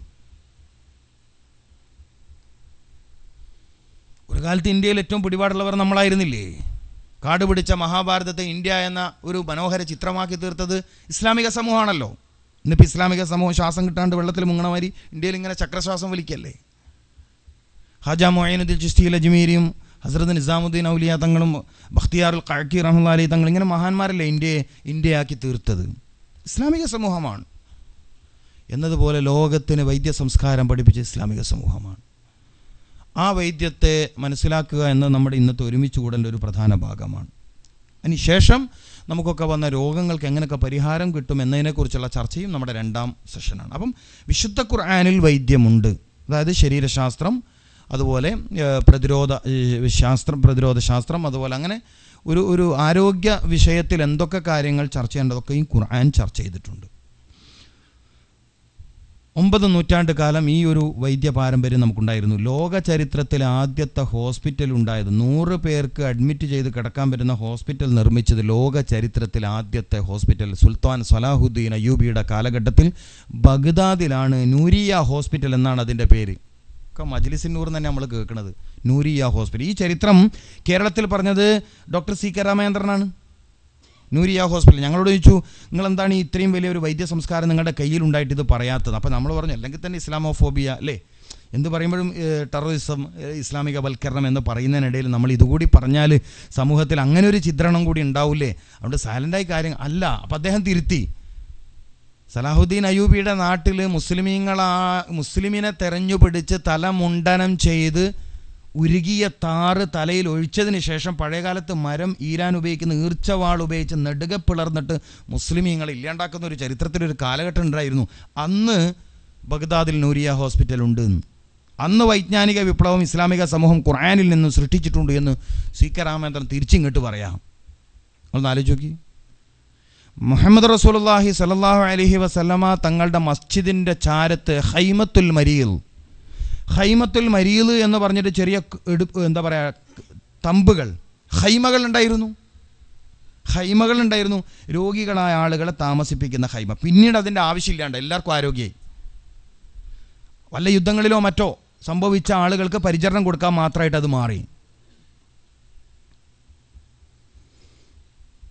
അപ്പോൾ ഇസ്ലാമിക ചരിത്രത്തിൽ മാത്രമല്ല, പിന്നൊരു ചരിത്രം പറയുന്നത് പഴയകാലത്ത് അറബികളുടെ ഒരു സമൂഹം, അറബി സമൂഹത്തിലൊരു വലിയ അന്ധവിശ്വാസം ഉണ്ടായിരുന്നു. ചില സമൂഹത്തിന്, മക്കത്തടക്കം, രോഗങ്ങൾ വന്ന് ചികിത്സിച്ച് ഭേദമായിട്ടില്ലെങ്കിൽ അവർ പറയും ഈ രോഗം ഭേദമാവില്ല. നമ്മളൊക്കെ പറയണ മാതിരിയാണ് ഈ രോഗം ഭേദമാവില്ല. പക്ഷെ അവർ വേറൊരു വാക്കതിൻ്റെ കൂടെ കൂട്ടി പറയും. എന്താ പറയണത്? ഇത് നമ്മുടെ തറവാട്ട് ദൈവത്തിൻ്റെ, നമ്മുടെ നാട്ടിലൊക്കെ പറയണ മാതിരി, നാട്ടിലങ്ങനെ ഉണ്ടല്ലോ ചില തറവാട്ടുകാർക്ക് പ്രത്യേക ദൈവം, നമ്മുടെ തറവാട്ട് ദൈവത്തിൻ്റെ ലാത്തയുടെയോ മനാത്തയുടെയോ ഉസ്സയുടെയൊക്കെ ഏതോ ഒരാളുടെ കോപം കൊണ്ടാണ് ഇയാൾക്ക് രോഗം വന്നത്. ഇനിയിപ്പോൾ ഇയാളെ വീട്ടിൽ നിർത്തിയാൽ പറ്റില്ല. ഇബ്നുൽ ഖയ്യിം എഴുതിയ ചരിത്രമാണിത്. ഇതിന് ഇയാളെ ഈ വീട്ടിൽ നിർത്തിയാൽ പറ്റില്ല, അതുകൊണ്ട് വീട്ടിന് വെളിയിൽ എവിടെയെങ്കിലും കളയണം. അങ്ങനെ നാട്ടുസഭ കൂടി യോഗ തീരുമാനം പാസ്സാക്കും, ഗോത്രതലവൻ തീരുമാനം പാസ്സാക്കും, ഇയാളെ വളരെ ദൂരെ എവിടെയെങ്കിലും കൊണ്ടുപോയി കളയാൻ. നബി സല്ലല്ലാഹു അലൈഹി വസല്ലം തങ്ങൾ പറഞ്ഞു, മാ അൻസലല്ലാഹു ദാഅൻ, അള്ളാഹു ഒരു രോഗത്തെയും ഇറക്കിയിട്ടില്ല, ഇല്ല അൻസല ലഹു ദവാ, ഇല്ല അൻസല ലഹു ദവാ, മരുന്നിറക്കാതെ ഒരു രോഗത്തെയും അള്ളാഹു ഇറക്കിയിട്ടില്ല. ഇതാദ്യത്തെ പ്രഖ്യാപനമാണ്. മരുന്നിറക്കിയിട്ടല്ലാത്ത ഒരു രോഗത്തെയും അള്ളാഹു മനുഷ്യനിലേക്ക് ഇറക്കിയിട്ടില്ല. ഇപ്പോഴും സയൻസിൻ്റെ മുമ്പിലുള്ള പ്രശ്നങ്ങൾ പല രോഗത്തിനും മരുന്നില്ല എന്നുള്ളതാണ്. ഇപ്പോഴും പല രോഗത്തിനും മരുന്നില്ല എന്നുള്ളതാണ് സയൻസിൻ്റെ മുമ്പിലുള്ള പ്രശ്നം. ഇപ്പോൾ മുട്ടിന് തേയ്മാനം വന്ന് മുട്ട് മടക്കാൻ പറ്റണ്ട, എന്ത് മരുന്നാ തരിക? നിങ്ങൾ പറയും. നിങ്ങളിൽ ചില ആൾക്കെങ്കിലും ആ പ്രശ്നം ഉണ്ടാവുമല്ലോ. നിങ്ങൾ പറയും എന്താ തരിക മരുന്ന്? പെയിൻ കില്ലർ തരും, വേദനാ സംഹാരി തരും, ചിലപ്പോൾ ഓപ്പറേഷൻ ചെയ്തിട്ട് മടക്കാനുള്ള ചാൻസും ഇല്ലാണ്ടാക്കി തരും. വേറെ തരും. ഇപ്പോൾ നിങ്ങളറിവിൽ ആരെങ്കിലും മുട്ടിന് തേയ്മാനം വന്ന് ഓപ്പറേഷൻ ചെയ്ത് മുട്ട് മടക്കിയ ആളുണ്ടോ? എൻ്റെ അറിവിലില്ല. നിങ്ങളറിവിൽ ആരെങ്കിലും ഉണ്ട് പറയണേ. പിന്നെ ഇതെനിക്ക് പ്രസംഗിക്കാൻ പാടില്ലല്ലോ. നിങ്ങളറിവിൽ ആരെങ്കിലും ഉണ്ട് മുട്ടിന് തേയ്മാനം വന്ന് മടക്കൂല്ല, ഇപ്പോൾ സുജൂദൊന്നും ചെയ്യാണ്ട് നിൽക്കിയിരിക്കുന്ന ആളാണ്, പിന്നീട് ഓപ്പറേഷനൊക്കെ ചെയ്തപ്പോൾ പിന്നെ മുട്ടൊക്കെ മടക്കി ലെവലായി, അങ്ങനെ ഉണ്ടോ? അറിവിൽ ആരെങ്കിലും ഉണ്ടോ? എൻ്റെ അടുത്തില്ലാത്തതുകൊണ്ടാണ് ഞാൻ പറയണത്. ഓപ്പറേഷനും വേണ്ട, ലക്ഷങ്ങൾ ചിലവാക്കിയും വേണ്ട, 40 ദിവസം കൊണ്ട് മുട്ട് മടക്കിയ ആൾ ഇത്ര ഇപ്പോൾ കണ്ണൂരുണ്ട്. മുഹമ്മദ് റസൂലുള്ളാഹി സല്ലല്ലാഹു അലൈഹി വസല്ലമ തങ്ങൾ പഠിപ്പിച്ച അത്തിബുൽ മഫാസിൽ, കണിപ്പുകളിൽ സന്തുക്കളിൽ വരുന്ന രോഗങ്ങളെക്കുറിച്ച് വഫാത്തിൻ്റെ തൊട്ട് മുമ്പ് വരെ വൈദ്യശാസ്ത്രം പറഞ്ഞ ആരുണ്ടായ ചരിത്രത്തിൽ? ചരകൻ കള്ളുണ്ടാക്കാനാണ് പറഞ്ഞത്, ആയുർവേദത്തിൻ്റെ ആചാര്യൻ. ചരകനെ കേട്ടിട്ടുണ്ടോ? ആയുർവേദത്തിൻ്റെ ആചാര്യൻ ചരകൻ കള്ളുണ്ടാക്കാനാണ് പറഞ്ഞിരിക്കുന്നത്. ഏറ്റവും നല്ല കള്ളുണ്ടാക്കാൻ ഏറ്റവും വലിയ ഡോക്ടർ എന്നാണ് മൂപ്പർ എഴുതിയിരിക്കുന്നത്. ഏറ്റവും നല്ല കള്ള, ഏറ്റവും നല്ല മരുന്ന്. വഫാത്തിൻ്റെ തൊട്ട് മുമ്പ് വേദന കൊണ്ട് വിഷമിക്കുന്ന നബി സല്ലല്ലാഹു അലൈഹി വസല്ലമ തങ്ങളെ പരിചരിക്കുന്ന ആയിഷ ബീബി റളിയല്ലാഹു തആല അൻഹയോടും ജാഫർ സാദിഖ് റളിയല്ലാഹു തആല അൻഹുവിനോടും വൈദ്യശാസ്ത്രം പറഞ്ഞു മുഹമ്മദ് റസൂൽ. ഇതാണ് തിബ്ബുൻ നബവി. അപ്പോൾ പിന്നെ അന്ധവിശ്വാസം, രോഗം മാറില്ല, മരുന്നില്ലാത്തതുകൊണ്ട് ഇയാളെ വീട്ടിൽ നിർത്താൻ പറ്റില്ല, കുടുംബത്തിലുള്ള മറ്റുള്ളവർക്കും ഇതിൻ്റെ പ്രയാസം വരുമെന്ന് പറഞ്ഞ് വളരെ ദൂരെ കളയുന്ന ഒരു സമൂഹത്തോട് പറഞ്ഞു, അള്ളാഹു ഒരു രോഗത്തെയും മനുഷ്യന് മേൽ ഇറക്കിയിട്ടില്ല, ഇല്ല അൻസല ലഹു ദവാ. അതിന് ദവ എന്ന് പറഞ്ഞാൽ മരുന്ന് നേരത്തുള്ളൂ, ഷിഫ എന്നർത്ഥമില്ല. പിന്നീട് മുഹമ്മദ് റസൂലുള്ളാഹി സല്ലല്ലാഹു അലൈഹി വസല്ലമ തങ്ങൾ ചരിത്രത്തിൽ തുല്യതയില്ലാത്ത പ്രഖ്യാപനം നടത്തി. തദാവൂ യാ ഇബാദല്ലാഹ്, അള്ളാഹുവിൻ്റെ അടിമകളെ, നിങ്ങൾ രോഗം വന്നാൽ ചികിത്സിക്കണം. ഒരാൾ വന്ന് ചോദിച്ചാണ്, രോഗം വന്നാൽ ചികിത്സിക്കാൻ പാടുണ്ടോ റസൂലേ? അപ്പോൾ പറഞ്ഞു, തദാവൂ യാ ഇബാദല്ലാഹ്, അള്ളാഹുവിൻ്റെ അടിമകളെ, നിങ്ങൾ രോഗം വന്നാൽ ചികിത്സിക്കണം. ഫഇന്നല്ലാഹ അസ്സ വജല്ല ലം യളഉ ദാഅൻ ഇല്ലാ വളഅ ലഹു ഷിഫാ എന്നതാണ് പ്രധാനം. ഷിഫാ രോഗം പൂർണ്ണമായി ഭേദമാവാനുള്ള സംവിധാനത്തെ ഇറക്കിയിട്ടാണ് അള്ളാഹു രോഗത്തെ ഇറക്കിയെന്ന്. രോഗം വരണതിന് മുമ്പ് ഷിഫ വന്നിട്ടുണ്ട്. ഇതിനേക്കാൾ വലിയ സന്തോഷകരമായ വാർത്ത എന്താ ഇപ്പോൾ കേൾക്കാൻ? നമ്മളൊക്കെ പ്രയാസം രോഗം മാറൂല എന്നുള്ള മാറാപ്പം കൊണ്ടാ മനസ്സ് ഇല്ലേ? എൻ്റെ രോഗം മാറാനൊന്നുള്ളതല്ല. കേരളത്തിൽ നടന്നൊരു പ്രമേഹ ക്യാമ്പിൽ ഒരു മന്ത്രി പങ്കെടുത്ത പരിപാടിയിൽ അദ്ദേഹം ഉദ്ഘാടനമൊക്കെ ചെയ്തതിനു ശേഷം വളരെ പ്രഗത്ഭനായ ഒരു ഡോക്ടർ പറഞ്ഞത്, എന്തൊക്കെ തന്നെയാണെങ്കിൽ ഈ രോഗം നിങ്ങളെയും കൊണ്ടേ പോകുന്ന. മഹാനായ സുൽത്താൻ ഔറംഗസീബിൻ്റെ ചരിത്രത്തിൽ പ്രമേഹ രോഗം പൂർണ്ണമായി ഭേദമായത് തിബ്ബുൻ നബവിയിലെ ചികിത്സ കൊടുത്തിട്ടാണെന്ന് മഅ്ദനി ഷിഫ എന്ന കിതാബിൽ രേഖയാണ്. മഅ്ദനി ഷിഫ ഇന്ത്യയിൽ രചിക്കപ്പെട്ട കിതാബാണ്.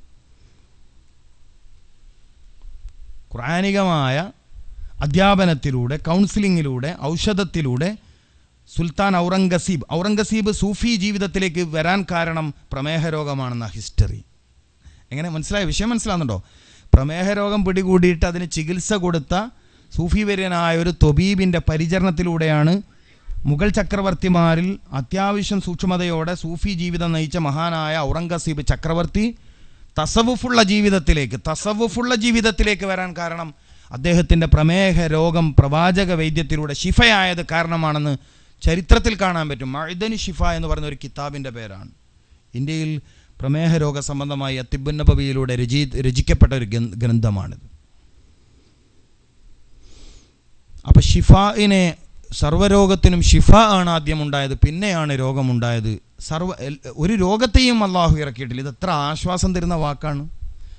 രോഗികൾ നിരന്തരം അള്ളാഹുവിനോട് പറയേണ്ടതാണ്, അള്ളാഹുവെ നിൻ്റെ ദൂതർ പറഞ്ഞു ഒരു രോഗത്തെയും ഇറക്കിയിട്ടില്ല, അതിന് ഷിഫായിനെ ഇറക്കിയിട്ടല്ലാതെ. ആ ഷിഫായിലേക്കുള്ള വഴി നീ എനിക്ക് എളുപ്പമാക്കി തരണം. ആ രോഗികൾ ദുആ ചെയ്യേണ്ടത്.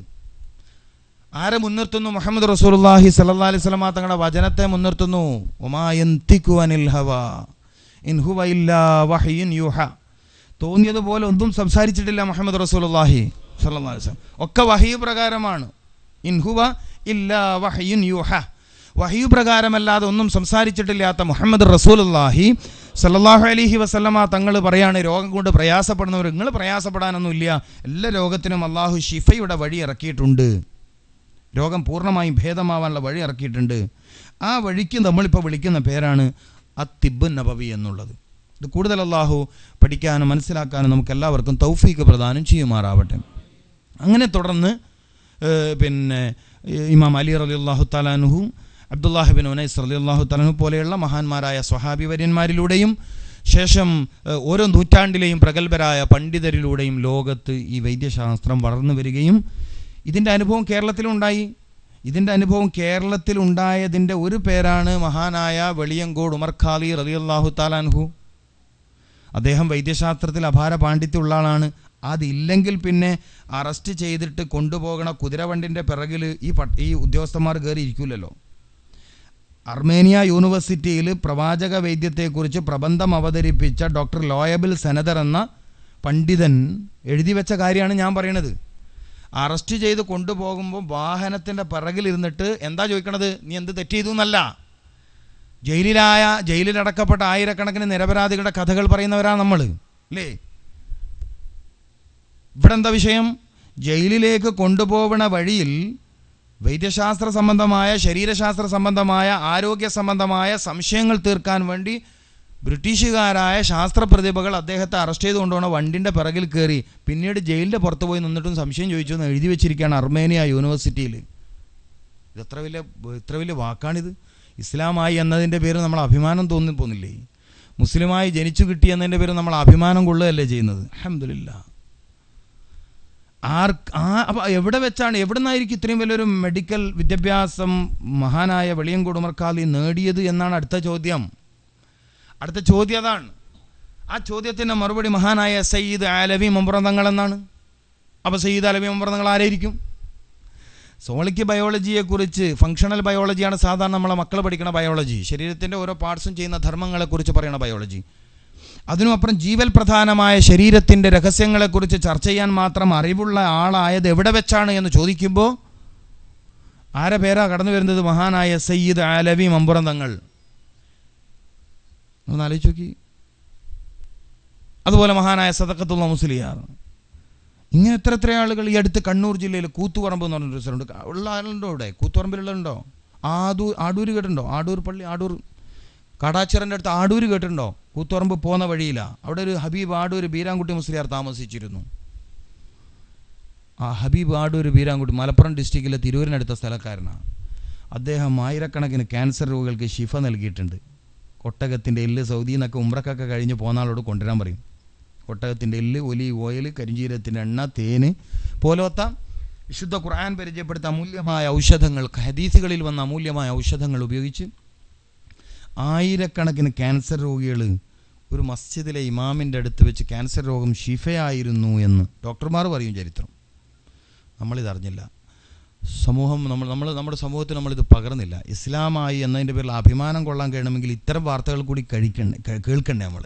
ഞാനൊരു മുസ്ലിമായി എന്നതിൻ്റെ പേരിൽ അഭിമാനം കൊള്ളണമെങ്കിൽ പ്രതിവർഷം 2 കോടിയിൽ പരം ആളുകൾക്ക് ക്യാൻസർ വന്നുകൊണ്ടിരിക്കുന്ന ഒരു കാലം, 248 പരം വ്യത്യസ്തങ്ങളായ ക്യാൻസറുകൾ കൊണ്ട് ലോകം ദുരിതത്തിലായിക്കൊണ്ടിരിക്കുന്നു. തിരുവനന്തപുരം ശ്രീചിത്രയിലൊക്കെ പോയ കുഞ്ഞു മക്കൾ ക്യാൻസർ പിടിച്ചിട്ട് പ്രയാസപ്പെടുന്ന ചിത്രങ്ങൾ. ഈ അടുത്ത് കോഴിക്കോട് മെഡിക്കൽ കോളേജിൻ്റെ ഏഷ്യയിലെ തന്നെ ഏറ്റവും പ്രധാനപ്പെട്ട പെയിൻ ആൻഡ് പാലിയേറ്റീവ് ഇൻസ്റ്റിറ്റ്യൂട്ടിൽ ഒരു ക്യാൻസർ രോഗവുമായി ബന്ധപ്പെട്ട ഒരു ചെറിയൊരു ഇതിൽ പങ്കെടുക്കാൻ എനിക്കും അവസരം കിട്ടി. അവിടെ 40-40ഓളം ചെറുപ്പക്കാരുടെ ഒരു കഥ പറയാണ് അവിടുത്തെ ഒരു സാറ് പറയാണ്. 43 ചെറുപ്പക്കാർ. അവരെപ്പോൾ രോഗം മാറും എന്ന് കരുതിയിട്ടല്ല ഡോക്ടർമാർ അവരെ പരിചരിക്കുന്നത്. എപ്പോഴാണ് ഇവർ മരിക്കുക എന്നുള്ള ആ ഒരു നോട്ടത്തിലാണ് ഡോക്ടേഴ്സ് അവരെ പരിചരിക്കുന്നത്. എല്ലാവർക്കും ഒരു പ്രത്യേക രോഗമാണ്, ഒരേയിടത്ത് ക്യാൻസർ.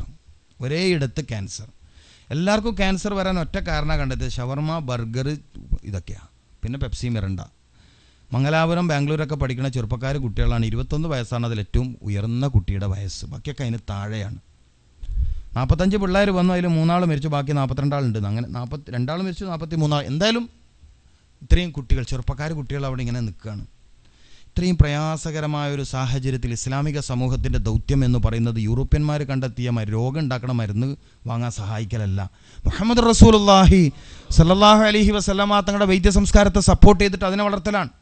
അതുകൂടി പറയാനാണ് ഞാൻ ഈ വേദി ഉപയോഗപ്പെടുന്നത്.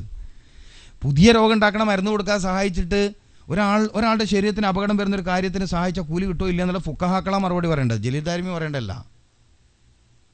ശരീരത്തെ നാശത്തിലേക്ക് നയിക്കാൻ പാടില്ല എന്ന് ഖുർആനും ഹദീസും ഫിഖുവും പറയുന്ന നമ്മൾ, പക്ഷേ അങ്ങനെ ഒരു വസ്തുത ഉണ്ട് എന്നറിഞ്ഞിട്ടാണ് ചെയ്യുന്നതെങ്കിൽ ആ തെറ്റിന് കടുപ്പം കൂടും. ഇല്ല എന്നറിയാവുന്നിടത്തോളം നമ്മൾ അതൊക്കെ തുടരും. ഇനിയിപ്പം കേരളത്തിൽ അത് ആവശ്യമില്ലാത്ത രൂപത്തിൽ ഇസ്ലാമിക വൈദ്യശാസ്ത്രം തിബ്ബുൻ നബവി വളർന്നു. കണ്ണൂരിൽ അൽഹംദുലില്ലാ SKSF വളർത്തിക്കൊണ്ടുവന്ന സഹചാരി മെഡിസിറ്റി എന്ന വലിയൊരു സംരംഭമാണ്. നൂറുകണക്കിന് രോഗികൾക്ക് വ്യത്യസ്തമായ രൂപം. പക്ഷേ തിബ്ബുൻ നബവി വളർന്നു എന്നറിഞ്ഞപ്പോൾ അവർ അതിനെ കൂടി ആ പ്രൊജക്റ്റിലേക്ക് ആഡ് ചെയ്തു. അതുവരെ അലോപ്പതിയും ആയുർവേദവും ഹോമിയോപ്പതിയും ഒക്കെ കൂടിയുള്ളൊരു പരിപാടിയായിരുന്നു സഹചാരി. ബട്ട് തിബ്ബുൻ നബവി ഉണ്ട്, തിബ്ബുൻ നബവി എഫക്റ്റീവാണ്, കാലം ഇത് ആവശ്യമാണെന്ന് അറിഞ്ഞപ്പോൾ അതിൻ്റെ ആളുകൾ തിബ്ബുൻ നബവിയെ കൂടി ആഡ് ചെയ്തപ്പോഴാണ് എനിക്ക് അവിടെ ജോലി ഉണ്ടായത്, ഞാൻ അവിടെ എത്തിപ്പെട്ടത്. എന്നതുപോലെ നിങ്ങളുടെയും ബാധ്യതയാണ്. നമ്മൾ ഈ രോഗികൾക്ക് ശിഫ കിട്ടാൻ വേണ്ടി പ്രാർത്ഥിക്കുമ്പോൾ, രോഗികൾക്ക് ആശ്വാസം കിട്ടാൻ വേണ്ടി കർമ്മങ്ങൾ ചെയ്യുമ്പോൾ, രോഗികളുടെ പ്രയാസങ്ങൾ എങ്ങനെ ദൂരീകരിക്കാമെന്നതിനെക്കുറിച്ച് ആലോചിക്കുമ്പോൾ തിബ്ബുൻ നബവിയെക്കുറിച്ച് കൂടി നമ്മുടെ ചിന്തയിലേക്ക് കാര്യങ്ങൾ കടന്നു വരണം. നിലവിൽ എന്തെങ്കിലും സംവിധാനം ഉണ്ടോ? ഇല്ല എന്ന് പറഞ്ഞാൽ മാത്രമേ മറ്റൊരു വഴിയിലേക്ക് അവരെന്ത് ചെയ്യാൻ പറ്റുള്ളൂ, പ്രൊമോട്ട് ചെയ്യാൻ നിർദ്ദേശിക്കാൻ പറ്റുള്ളൂ, വിടാൻ പറ്റുള്ളൂ. ഇല്ലെങ്കിൽ നമ്മളും ഈ ശാസ്ത്രത്തെ കുഴിച്ചു മൂടാൻ സഹായിച്ചവരായി പോകും. ഇത് വളരേണ്ടതും വളർത്തേണ്ടതും നമ്മുടെ ആവശ്യവുമാണ്, ഇസ്ലാമിക സംസ്കാരത്തിൻ്റെ ആവശ്യമാണ്. അല്ലാഹു സുബ്ഹാനഹു വ തആല നമുക്കതിന് തൗഫീക്ക് നൽകുമാറാവട്ടെ. അപ്പോൾ കേരളത്തിലും തിബ്ബുൻ നബവി സജീവമായി ഉണ്ടായിട്ടുണ്ട്. അതിൽ പ്രധാനപ്പെട്ട ചില ആളുകളുടെ പേര് മാത്രമാണ് ഞാൻ പറഞ്ഞത്. ഇനി ഒരുപാട് ആളുകളുടെ പേര് ഒരുപക്ഷെ ചരിത്രത്തിൽ പറയാൻ പറ്റും. മലപ്പുറത്തിൻ്റെയും കണ്ണൂരിൻ്റെയും അതുപോലെ തന്നെ തഴവ. നമ്മൾ തഴവ എന്ന് പറഞ്ഞാൽ ഒരു ബൈത്തുണ്ടാക്കിയ ഒരാളായിട്ടേ നമുക്കറിയൂ. അൽ മവാഹിബുൽ ജലിയ കേട്ടില്ലേ? വലിയ വൈദ്യപാണ്ഡിത്യമുള്ള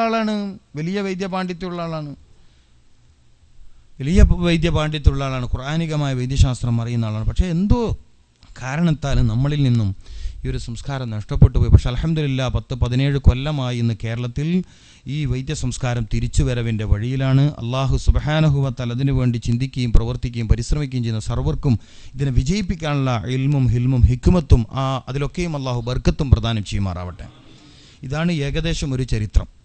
ഞാൻ വളരെ ഷോർട്ടായി പറഞ്ഞ ഒരു കാര്യം. തിബ്ബുൻ നബവി ഖുർആനും ഹദീസുമാണ് തിബ്ബുൻ നബവി. നബി സല്ലല്ലാഹു അലൈഹി വസല്ലമ തങ്ങൾക്ക് കിട്ടിയ വഹിയിൽ നിന്നുമാണ് ഈ ഒരു വൈദ്യശാസ്ത്രം ഉണ്ടായത്, വൈദ്യ സംസ്കാരം ഉണ്ടായത്. എല്ലാ വൈദ്യവും ഏതെങ്കിലും മതവുമായി ബന്ധമുള്ളതാണ്. അതും കൂടി ഞാനിവിടെ പറയാം. എല്ലാ വൈദ്യവും ഏതെങ്കിലും മതവുമായി ബന്ധമുള്ളതാണ്. സിദ്ധവൈദ്യം എന്ന് പറയുന്നത് ദ്രാവിഡ സംസ്കാരത്തിൻ്റെ ഭാഗമാണ്. ദ്രവേഡിയൻ മെഡിസിൻ എന്ന പേരിലാണത് ലോകത്താദ്യം ഉണ്ടായിരുന്നത്. ആര്യന്മാരുടെ കടന്നുകയറ്റത്തിൽ ചിന്നിച്ചിതറിപ്പോയ ഒരു സമൂഹം പിന്നെ അതിനെ എങ്ങനെ വളർത്തണമെന്നറിയാതെ കുറേ ഇപ്പം വീണ്ടും അത് ഉഷാറായി വന്നു. ദ്രവേഡിയൻ മെഡിസിൻ, സിദ്ധവൈദ്യം കേട്ടില്ലേ? സിദ്ധവൈദ്യം കേട്ടില്ലേ? അലോപ്പതി എന്ന് പറയുന്ന ഏത് മതത്തിൻ്റെ ഭാഗമാണ്? ഒരു കാലത്ത് പെൻസുലിൻ കണ്ടെത്തുന്നതിന് മുമ്പ്, ഹിസ്റ്ററിയിൽ പെൻസുലിൻ കണ്ടെത്തുന്നതിന് മുമ്പ് കുർബാന കഴിഞ്ഞ് വരുന്ന പള്ളിയിലച്ഛൻ പ്രത്യേക രീതിയിലുള്ള ശുശ്രൂഷകളായിരുന്നു ഒരു കാലത്ത് രോഗത്തിന് നടത്തിയിരുന്നത്. എന്താണ് ഹിസ്റ്ററി? ആയുർവേദമോ? ആയുർവേദം എന്ന് പറയുന്നത് അഥർവവേദം എന്ന വേദത്തിൻ്റെ ഉപവേദമാണ്. ഷിർക്കും കുഫറും നിഫാക്കും ഒക്കെ കൂടി കൂട്ടിക്കലർന്ന് നജസിൻ്റെ കടുകട്ടിയുള്ള ഒരു വൈദ്യ സംസ്കാരമാണ് ഇത് ആയുർവേദം. അതുകൊണ്ടാണ് മഹാനായ സൈനുദ്ദീൻ മഖ്ദൂം തങ്ങളവറുകൾ ഇസ്ലാമിലേക്ക് വരണമെന്ന ആഗ്രഹം പ്രകടിപ്പിച്ച് വന്ന, ഞങ്ങൾക്ക് ഇസ്ലാം ആവണമെന്ന ആഗ്രഹം പ്രകടിപ്പിച്ച് വന്ന ചങ്ങമ്പള്ളി ഗുരുക്കന്മാരെന്നറിയാത്ത മലപ്പുറം ജില്ലക്കാരുണ്ടാവോ? കുറ്റിപ്പുറം ഭാഗത്തുള്ള ആരുണ്ടോ ഇവിടെ? ചങ്ങമ്പള്ളി ഗുരുക്കന്മാരുടെ പൂർവ്വകാരണവർ ഇസ്ലാമിലേക്ക് വരണമെന്ന് ആഗ്രഹം പ്രകടിപ്പിച്ച് വന്നപ്പോൾ പറഞ്ഞു, നീ നിൻ്റെ വൈദ്യം ഉപേക്ഷിക്കണമെന്ന്. ഇത് ആര് പറഞ്ഞതാണ്? സൈനുദ്ദീൻ മഖ്ദൂം തങ്ങൾ പറഞ്ഞാണ് ചരിത്രത്തിൽ. നിൻ്റെ വൈദ്യം ഉപേക്ഷിക്കണം.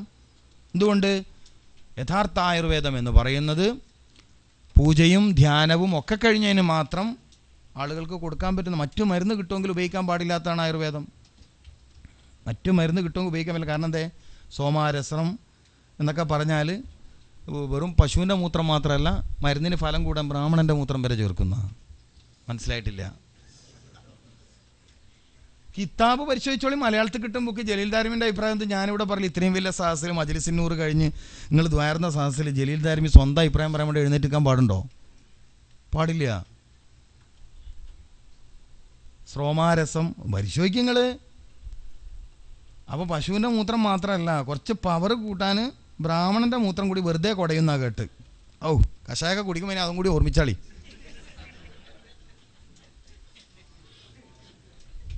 എന്താ മനസ്സിലായി? ആയുർവേദം ഈ വീക്ഷണപ്രകാരം പറ്റില്ല, നജസ്സാണ്. നജസ്സല്ലാത്ത മരുന്ന് കിട്ടുമ്പോൾ നജസ് പറ്റൂല. ഇപ്പോൾ ഒട്ടകത്തിൻ്റെ മൂത്രത്തെക്കുറിച്ചുള്ള ചർച്ചയുണ്ട്. ഒട്ടകത്തിൻ്റെ മൂത്രം കുടിക്കാൻ പാടുണ്ടോ? പാടില്ല. ഒട്ടകത്തിൻ്റെ മരുന്ന് കിട്ടുന്ന നാടാണല്ലോ ഇത്. അതല്ലാത്ത മരുന്ന് കിട്ടണമെങ്കിൽ അത് പറ്റില്ല എന്ന് പറഞ്ഞ പോലെ ആയുർവേദ വീക്ഷണപ്രകാരം, ആയുർവേദ തിയറി പ്രകാരം നിർമ്മിച്ച മരുന്ന് അതല്ലാത്ത മരുന്ന് കിട്ടുമെങ്കിൽ ഉപയോഗിക്കാൻ പാടില്ല എന്നാണ് അതിൻ്റെ ഫിഖ്. അതിൻ്റെ ഈ അഖീദയും അങ്ങനെയാണ്. അഖീദ എന്ന് പറയുന്നത് കിം ധ്യാനം കിം ഭജ. അതിപ്പോൾ നമ്മളിവിടെ ചർച്ച ഉണ്ടല്ലേ, എന്തിനാ ശ്ലോകമൊക്കെ ചെല്ലുന്നത്? ഞാൻ പോട്ടെ, പാടില്ല എന്ന് തന്നെയാണ് അതിൻ്റെ മറുപടി. കിട്ടാത്തപ്പോൾ പിന്നെ എന്താ ചെയ്യുക? ഇനിയിപ്പോൾ ഒന്നും തിന്നാനുള്ള മരിക്കുന്ന ഉറപ്പായ ലേശം പന്നിൻ്റെ മാംസം തിന്നാൽ പ്രശ്നമുണ്ടോയെന്ന് ഫുഖഹാക്കളോട് ചോദിക്കും. ജീവൻ നിലനിർത്താൻ പന്നിൻ്റെ മാംസം തിന്നാൽ ആ ഒരു ഹുക്കുമന്നെ ഇവിടെ പറ്റുള്ളൂ. അതല്ലാത്ത മരുന്ന് കിട്ടുമെങ്കിൽ അത് പാടില്ല. എന്തുകൊണ്ടെന്ന് വെച്ചാൽ ഇതൊക്കെ തന്നെയാണ് അതിൻ്റെ പ്രശ്നം. എങ്ങനെ? ചോദ്യം ലാസ്റ്റാണ്, ഞാൻ പറയാം. അല്ല സാറല്ല, അദ്ദേഹം ഒരു നല്ല സമയത്ത് ചോദിച്ചു, സാറല്ല, വിഷയമല്ല. ഓക്കെ, അപ്പോൾ മരുന്നിനെക്കുറിച്ചുള്ള ചർച്ച ഞാനിപ്പോൾ പറയുന്നില്ല. ഞാൻ പറയുന്നത് എല്ലാ വൈദ്യവും മതത്തിൻ്റെ ഭാഗമായി വന്നതാണ്. എല്ലാ വൈദ്യ സംസ്കാരവും മതവിശ്വാസത്തിൻ്റെ ഭാഗമായി വന്നതാണ് എന്നതുപോലെ തന്നെയാണ് ഖുർആനിക വൈദ്യശാസ്ത്രവും. അപ്പോൾ സിദ്ധവൈദ്യത്തിൻ്റെ ചരിത്രം, അതിനിടയിൽ പിന്നെ സാമുവൽ ഹാനിമാൻ കൊണ്ടുവന്ന ഹോമിയോപ്പതിയിൽ മാത്രമാണ് ചെറിയ മാറ്റമുള്ളത്. പക്ഷേ എന്നാലും അദ്ദേഹം അവതരിപ്പിച്ച സിമിലിബസ് ക്യുറൻഡർ എന്ന തിയറി പരിശോധിച്ചാൽ അവിടെയും ചില മതകീയമായ സ്വാധീനങ്ങൾ കാണാൻ കഴിയും. അങ്ങനെ ഓരോ വൈദ്യ സംസ്കാരം പരിശോധിക്കുമ്പോഴും അവരുടെ അല്ലെങ്കിൽ അത് കണ്ടെത്തിയ ആളുകളുടെ മതവുമായി ബന്ധപ്പെട്ട രീതികളും ശൈലികളും വിശ്വാസങ്ങളും കൃത്യമായി കാണാൻ കഴിയും. കൃത്യമായി കാണാൻ കഴിയുന്ന പറഞ്ഞാൽ ഇത് കൃത്യമായിട്ട് എനിക്ക് പറയാനും പറ്റും. പക്ഷെ നമ്മളെ ചർച്ച അതല്ല. നമ്മൾ തിബ്ബുൻ നബവി എന്ത്? അത് ഖുർആൻ, ഹദീസ്, അഇമ്മ, ഇമാമിയങ്ങൾ, പിന്നെ ഓരോ കാലഘട്ടത്തിലും ജീവിച്ച സൂക്ഷ്മജ്ഞാനികളായി ഇസ്ലാമിക പണ്ഡിതന്മാർക്ക് അള്ളാഹു സുബ്ഹാനഹു വ തആല നൽകിയ ചില ചിന്താപരമായ ഗുണത്തിൽ നിന്നുണ്ടായ വൈദ്യവും തിബ്ബുൻ നബവിയിലാണ് പറഞ്ഞത്. മൻ യുരിദില്ലാഹു ബിഹി ഖൈറൻ യുഫഖിഹുഹു ഫിദ്ദീൻ എന്ന് പറയുന്ന ഹദീസിനെ വൈദ്യശാസ്ത്ര സംബന്ധമായി ചർച്ച ചെയ്ത ചർച്ചയിൽ ചിന്താപരമായി മുന്നേറാനുള്ള കഴിവ് അള്ളാഹു ഒരാൾക്ക് ദീനിൽ ഖൈർ ഉദ്ദേശിച്ചാൽ, ഒരാൾക്ക് ദീനിൽ അള്ളാഹു ഖൈർ ഉദ്ദേശിച്ചാൽ അവന് ചിന്താപരമായി ഉയരാനുള്ള കഴിവ് കൊടുക്കും. കാലോചിതമായി ആവശ്യമുള്ള കാര്യങ്ങൾ അവൻ സംസാരിക്കും, കാലോചിതമായി ആവശ്യമുള്ള കാര്യങ്ങൾക്ക് അവൻ പരിഹാരം നൽകും എന്ന രൂപത്തിൽ പിന്നെ ഇമാമിയങ്ങൾ കണ്ടെത്തിയ ഒരുപാട് വസ്തുതകളും തിബ്ബുൻ നബവി എന്ന പേരിൽ തന്നെയാണ് ഇന്ന് ലോകത്ത് പ്രചാരം നേടിക്കൊണ്ടിരിക്കുന്നത്. അൽഹംദുലില്ലാഹ് ഇന്നിപ്പോൾ തിബ്ബുൻ നബവി എത്തിയിരിക്കുന്നു. ഇപ്പോൾ മലേഷ്യയിൽ ഒരാൾക്ക് MBBS പാസ്സാകണമെങ്കിൽ അതിൻ്റെ ഒരു പേപ്പർ തിബ്ബുൻ നബവി എഴുതണം. അവിടത്തേക്ക് എത്തി. മലേഷ്യയിൽ ഒരാൾ MBBS ഡോക്ടർ ആവണമെങ്കിൽ അയാൾ ഒരു പേപ്പർ തിബ്ബുൻ നബവി എഴുതണം. അവിടത്തേക്ക് കാര്യങ്ങൾ എത്തി. അൽഹംദുലില്ലാഹ് കാലിക്കറ്റ് യൂണിവേഴ്സിറ്റിയിൽ ഇസ്ലാമിക് സൈക്കോളജിയിൽ ഒരു തവണയെങ്കിലും കോഴ്സ് നടത്താൻ ഞങ്ങൾക്ക് കഴിഞ്ഞു. അൽഹംദുലില്ലാഹ് അവിടത്തേക്ക് കാര്യങ്ങളെത്തി. തിബ്ബുൻ നബവി ഇന്ന് എവിടെ എത്തി എന്നുള്ളതാണ്. ചരിത്രത്തിൻ്റെ കുറച്ച് കാര്യം ഞാൻ പറഞ്ഞു. ഇപ്പോൾ ഉള്ളത് ഈ അവസ്ഥയിലാണ്, ഇവിടത്തേക്ക് എത്തിയിട്ടുണ്ട്.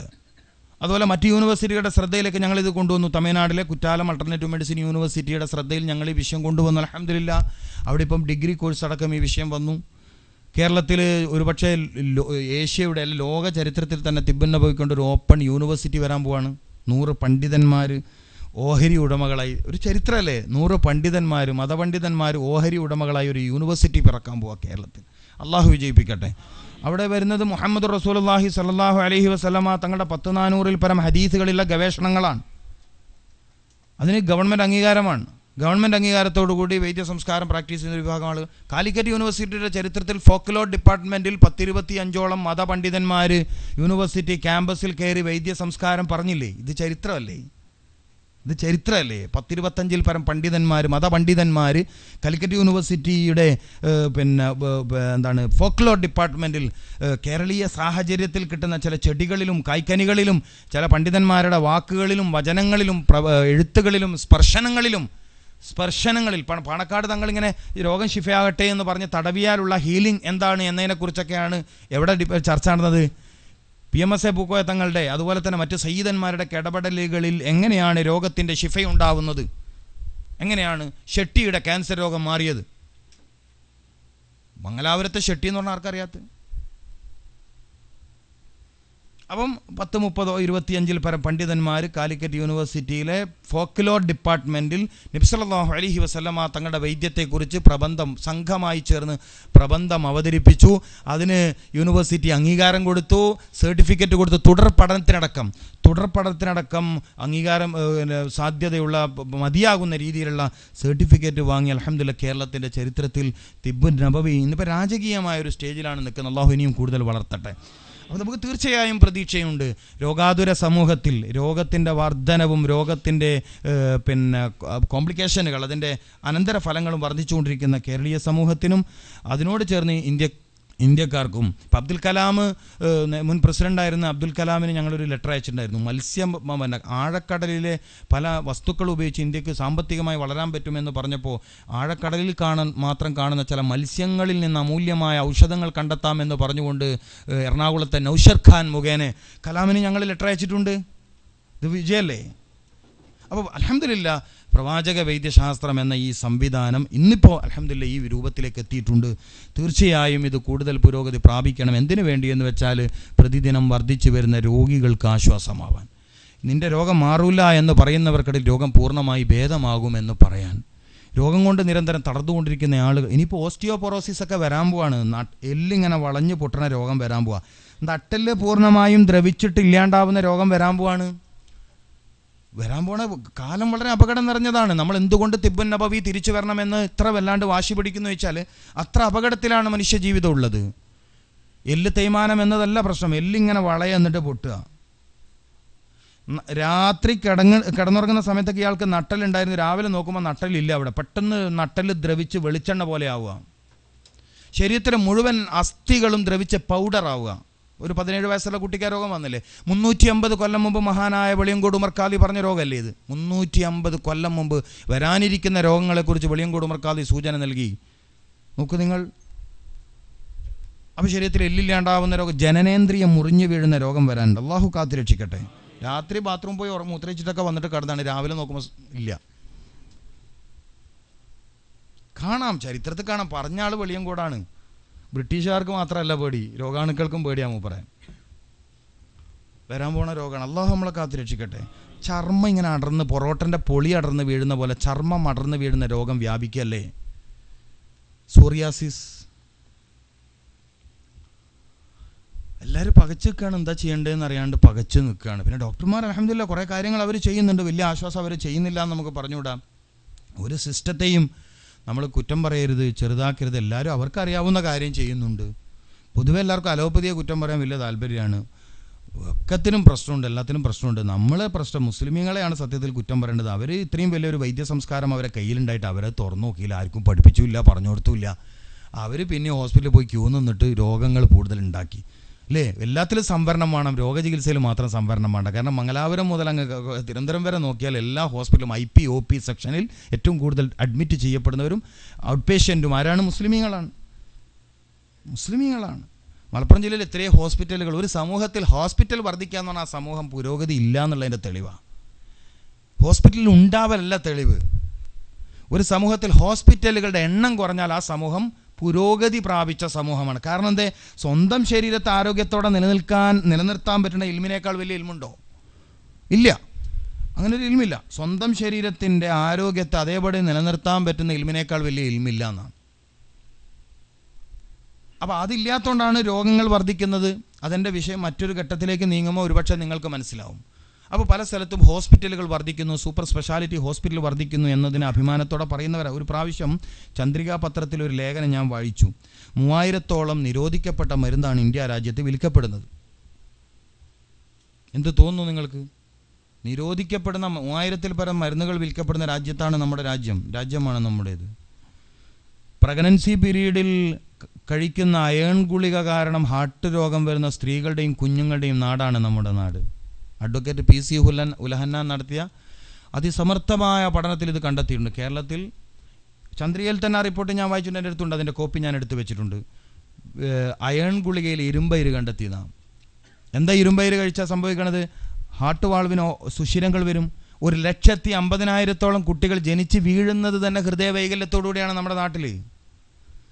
സ്വാഭാവികമായും സ്ത്രീകൾക്ക് ഹൃദ്രോഗം വരാൻ ചാൻസ് കുറവാണ് പുരുഷന്മാരെക്കാൾ. എന്നിട്ടും സ്ത്രീകളിൽ ഹൃദ്രോഗം വർദ്ധിച്ചു. കാര്യം എന്താണ്? മിക്ക സ്ത്രീകളും ഗർഭിണികളായാൽ കഴിക്കുന്ന മെഡിസിനാണെന്നാണ് കണ്ടെത്തിയിരിക്കുന്നത്. നമുക്കെന്ത് പറയാനുണ്ട്? മരുന്ന് കഴിച്ചിട്ട് രോഗം വരിക, എന്ത് പറയാനുണ്ട് നമുക്ക്?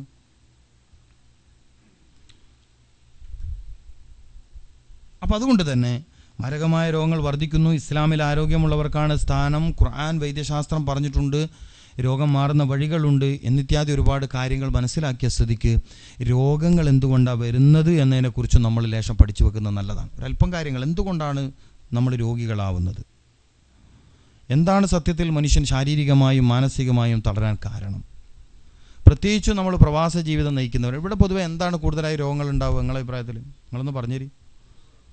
ഷുഗർ എല്ലായിടത്തും ഉണ്ട്, കൊളസ്ട്രോള്, BP, അതൊരു പ്രധാന വിഷയമാണ്. BP ലോകത്ത് ഏറ്റവും കൂടുതൽ ആളുകൾ മരിക്കുന്ന രോഗം BP ആണ്. ആർക്കും BP കൂടരുത്, ഞാൻ പറഞ്ഞ വകയിൽ കൂടരുത്. ഞാൻ അതിൻ്റെ വഴി പറയും, പരിഹാരം പറയും. നിങ്ങൾ അല്ലേ, ഇപ്പോൾ സമയം ഉണ്ടെങ്കിൽ പറയാം. കില്ലർ ഡിസീസ് എന്നാണ് വിളിക്കുന്നത്.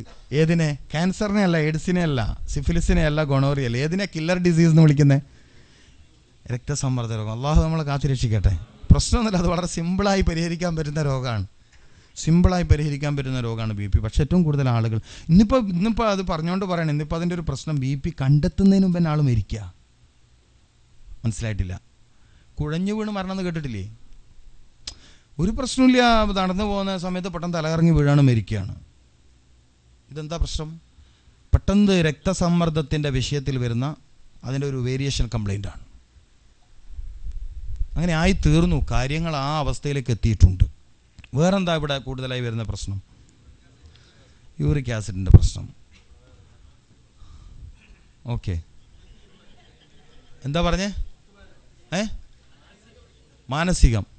മാനസികമായ. ഓക്കെ, വളരെ സീരിയസ് ആയ വിഷയമാണത്, ഡിപ്രഷൻ. അതെ, അതിൻ്റെ ഞാനിങ്ങനെ ഒരു വിഷയം അവതരിപ്പിക്കുന്നു എന്ന് അറിഞ്ഞപ്പോൾ ഖത്തറിലുള്ളൊരു ഡോക്ടർ എന്നെ ഇങ്ങോട്ട് വിളിച്ചു. ഇവിടത്തേക്ക് വിളിച്ചിട്ട് പറഞ്ഞു, ഈ വിഷയം പ്രത്യേകം പരിഗണിക്കണം. ആ ബാക്കിലുള്ള സഹോദരൻ പറഞ്ഞ വിഷയം, മാനസിക വിഷയം. പിന്നെ അവർ വിളിച്ചിട്ട് പറഞ്ഞത് മൂത്രാശയ രോഗങ്ങളെക്കുറിച്ചും പറയണം. മൂത്രത്തിൽ കല്ല് ഇല്ലേ? നിങ്ങൾ ആരും എന്താ പറയാത്തേ? പ്രശ്നമില്ല അല്ലേ? ഇവിടെ കമ്മിയാണല്ലേ? അൽഹംദുലില്ലാ.